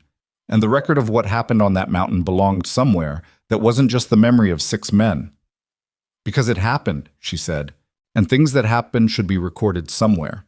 He pushed the page back across the table. Rodriguez is going to make it. Something in her face moved, briefly, controlled, gone before it fully arrived. I heard. You were at the hospital. For a few minutes. He looked at her steadily. Thank you. For that. And for the water. She didn't respond to that, which he took as her version of acknowledgement. The meeting, he said. This isn't just about the commendation. No. What is it about? She closed the folder and looked at him directly. I'm being asked to build something. A small team. People who can operate in the spaces that conventional structures don't reach, or reach too slowly, or reach and then decide not to commit to. She paused. Ghost Falcon was in one of those spaces. The decision that was made about you at 0214 is made about people like you more often than anyone who hasn't been on the receiving end of it understands. Mercer was quiet. I want you on the team, she said. Not as support. As operational lead when I'm not primary. You'd still be military. The paperwork would say something administrative and boring and entirely inaccurate. The work would be what you've already demonstrated you can do. In conditions you've already demonstrated you can manage. He leaned back in his chair, not away from the conversation, just creating the space to think, which she recognized and waded through without filling. Who knows about this, he said. Enough people to make it real, not enough to make it complicated. My CO has been notified. He thinks you're being recruited for an interagency analytical role. He's not wrong in the way that matters. Mercer looked at the table, at the folder, at her. On the mountain. The counter sniper, Dravik. Yes. That was close. Yes. And you went up there alone. That was the arrangement at the time. And now? Now the arrangement is changing. She met his eyes. That's why I'm having this conversation. He was quiet for another moment. She waited again, and he noted, with the part of his mind that was always running a parallel assessment of the people he was dealing with, that her patience wasn't performance. She wasn't manufacturing calm to persuade him. She was genuinely comfortable with the silence because she'd already said what needed to be said, and the decision was his, and she respected that enough not to fill the space with pressure. I have conditions, he said. Tell me. My people, the ones I served with, if any of them are right for this and they want in, I want the option. Evaluated individually, but yes. And I want full operational picture before deployment, not partial briefings designed to limit my decision-making. Yes. And if I assess a mission as not executable with the available resources, I have the authority to say no. She looked at him without hesitation. Yes. He nodded slowly. Not the nod of someone who's been convinced, the nod of someone who has found the assessment they were looking for. When? 6 weeks. There's a package being assembled. The mission will brief itself. And your name? He said. I've been thinking of you as Shade for 2 days. That's probably not what's on your file. No. She picked up the folder, stood.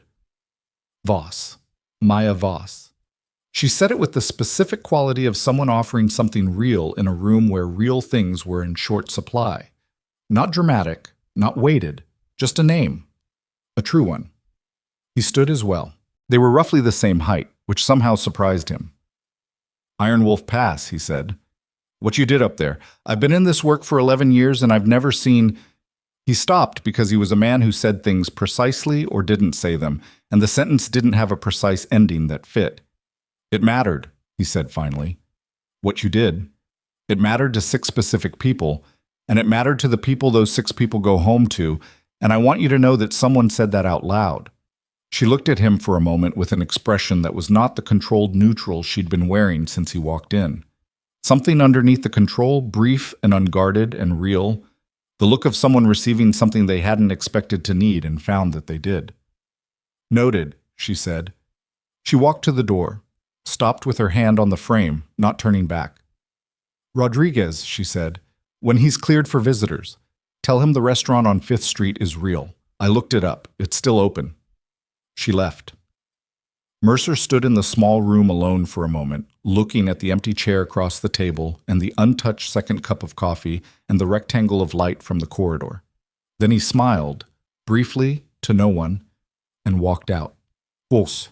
The review board convened 12 days later. Colonel Warren Fitch sat in front of 3 senior officers and a civilian representative from an office that wasn't identified by name, and he gave his account of the 0214 decision with the precision and honesty that Calloway had recommended. He was thorough. He was accurate. He did not minimize and he did not excuse. The board asked questions for 2 hours. At the end of it, the civilian representative, who had said almost nothing across the entire proceeding, asked a single question. Colonel, if the full intelligence picture had been available to you at 0214, including the presence of an unattributed friendly asset in the operational sector, would your decision have been different? Fitch looked at the representative for a moment.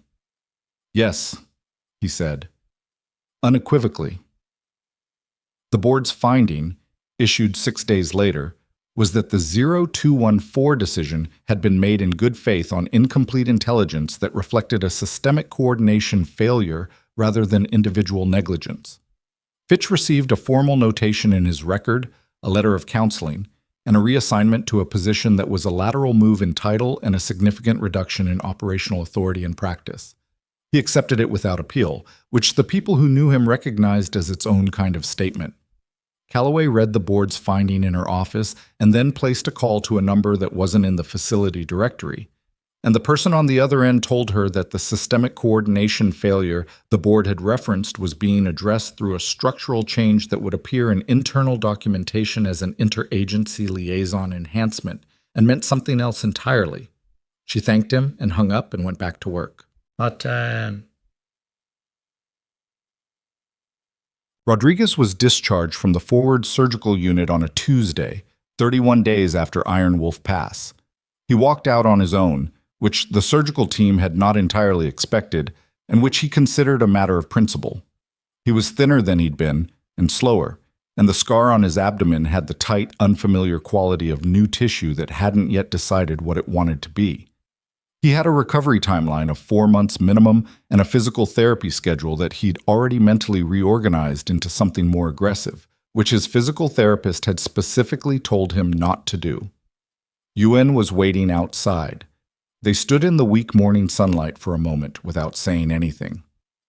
Yuen looked at him with the expression of someone who had carried the front of a litter up a 40-degree shale slope in the dark and had been thinking about that person ever since. "You look terrible," Yuen said. "I feel fantastic," Rodriguez said, which was approximately 20% accurate. "Captain wants to see the team. Dinner. Tonight." "Yeah." Rodriguez looked at the sky. Flat winter blue, cold, entirely ordinary. "Hey, did you ever find out who she was? The shooter?"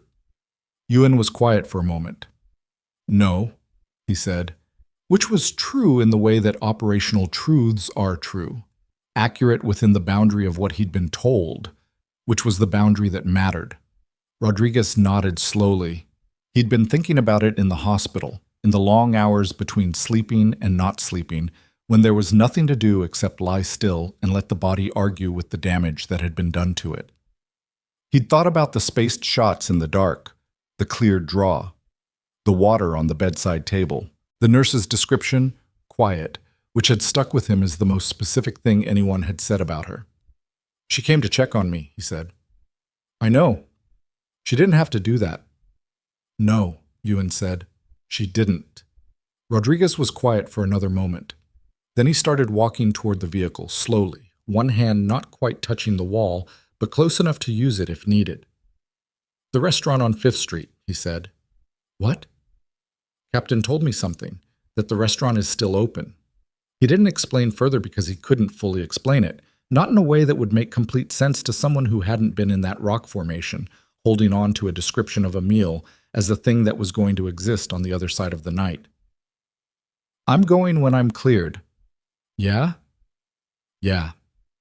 He found the vehicle, put his hand on the door. "You're buying." Yuen looked at him. "Why am I buying?" "Because you carried me up a mountain." "You'd have done the same." "I know," Rodriguez said. "That's not the point." Yuen opened the door for him, which Rodriguez accepted without comment, because accepting it was easier than the alternative, and because Yuen did it without ceremony, the way you do something for someone when the doing is the point, and not the gesture. They drove into the ordinary morning, and the surgical unit receded in the mirror, and Rodriguez watched it go with the specific feeling of someone crossing a threshold that doesn't look like a threshold until you're on the other side of it. 6 weeks after the meeting in the windowless room, in a city that wasn't the same city, in a building that also wasn't on any directory, Maya Voss sat at a table with 4 people she had chosen, and Mercer, who had chosen the other 3 after a week of assessments that she'd observed without participating in, because his judgment about the people he knew was better than her judgment about people she didn't. The mission package was on the table. It was thorough, and it was serious, and it pointed toward a place that none of them had been, and a problem that had been accumulating for longer than any single operation could address. The 4 new people, one of whom was Rourke, whose missing teeth had been replaced, and who had accepted Mercer's call with a brevity that suggested he'd been waiting for it, read their portions of the package in silence. Mercer had already read his. Voss had written portions of it herself. When everyone had finished, Rourke looked up first. "So this is the thing," he said. "The thing after the other thing." "Yes," Mercer said, "and she's in charge." "We're both in charge," Mercer said, "depending on the operation." Rourke looked at Voss. She looked back at him without expression. "Iron Wolf Pass," Rourke said. "The flanking element in the draw. That was you." "Yes." "We never heard you." "That's correct."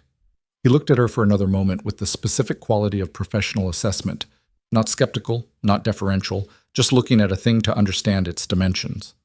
Then he looked back at the mission package. "Okay," he said, which was how it started. Not with ceremony, not with speeches, not with anything that would look significant from the outside. 6 people at a table, a mission package, and the particular kind of commitment that doesn't announce itself because people who are genuinely committed don't need to announce it. Voss looked at the faces around the table. Mercer's controlled readiness, Rourke's deliberate calm, the 3 others who had their own histories and their own reasons for being in a room with no directory listing, and felt something that wasn't satisfaction exactly, because satisfaction implied a finish line, and there was no finish line, only the next thing, and the thing after that. But it was something, real and earned and hers in a way that the last 6 years, for all their weight, had never quite been. She closed the mission package. 48 hours, she said. Read everything twice. Bring your questions. She stood. The others began gathering their materials, the room filling with the low, purposeful sounds of people shifting from assessment to preparation. Mercer caught her eye across the table. He didn't say anything. Neither did she. But the look between them held the weight of a frozen mountain and a voice on an emergency frequency and 6 men who came home and 1 woman who had already moved to the next thing before anyone had the chance to thank her. And all of that was contained in the 3 seconds before she turned and walked to the door. Outside, the city went about its business in the blunt, indifferent way of cities. Traffic and cold air and ordinary people moving through ordinary days with no knowledge of the rooms that existed above their eye line, where other people made decisions about the dark spaces that kept their ordinary days ordinary. She walked into it and disappeared the way she always disappeared, cleanly, without remainder, her collar turned up against the wind. The cut above her ear had healed. It had left a small scar, barely visible, the length of a fingernail. She'd stopped thinking about it almost immediately, the way you stop thinking about the small marks that living leaves on you. Not because they don't matter, but because you already know they're there, and carrying them is just part of moving forward. The people who hold the line are rarely the ones whose names get written down. They do the work, absorb the cost, and move to the next thing while others take the credit and the applause. This story is for them, and a reminder that the greatest courage is not the kind performed for an audience. It's the kind no one sees, in the dark, when giving up would have been so much easier, and someone chose not to.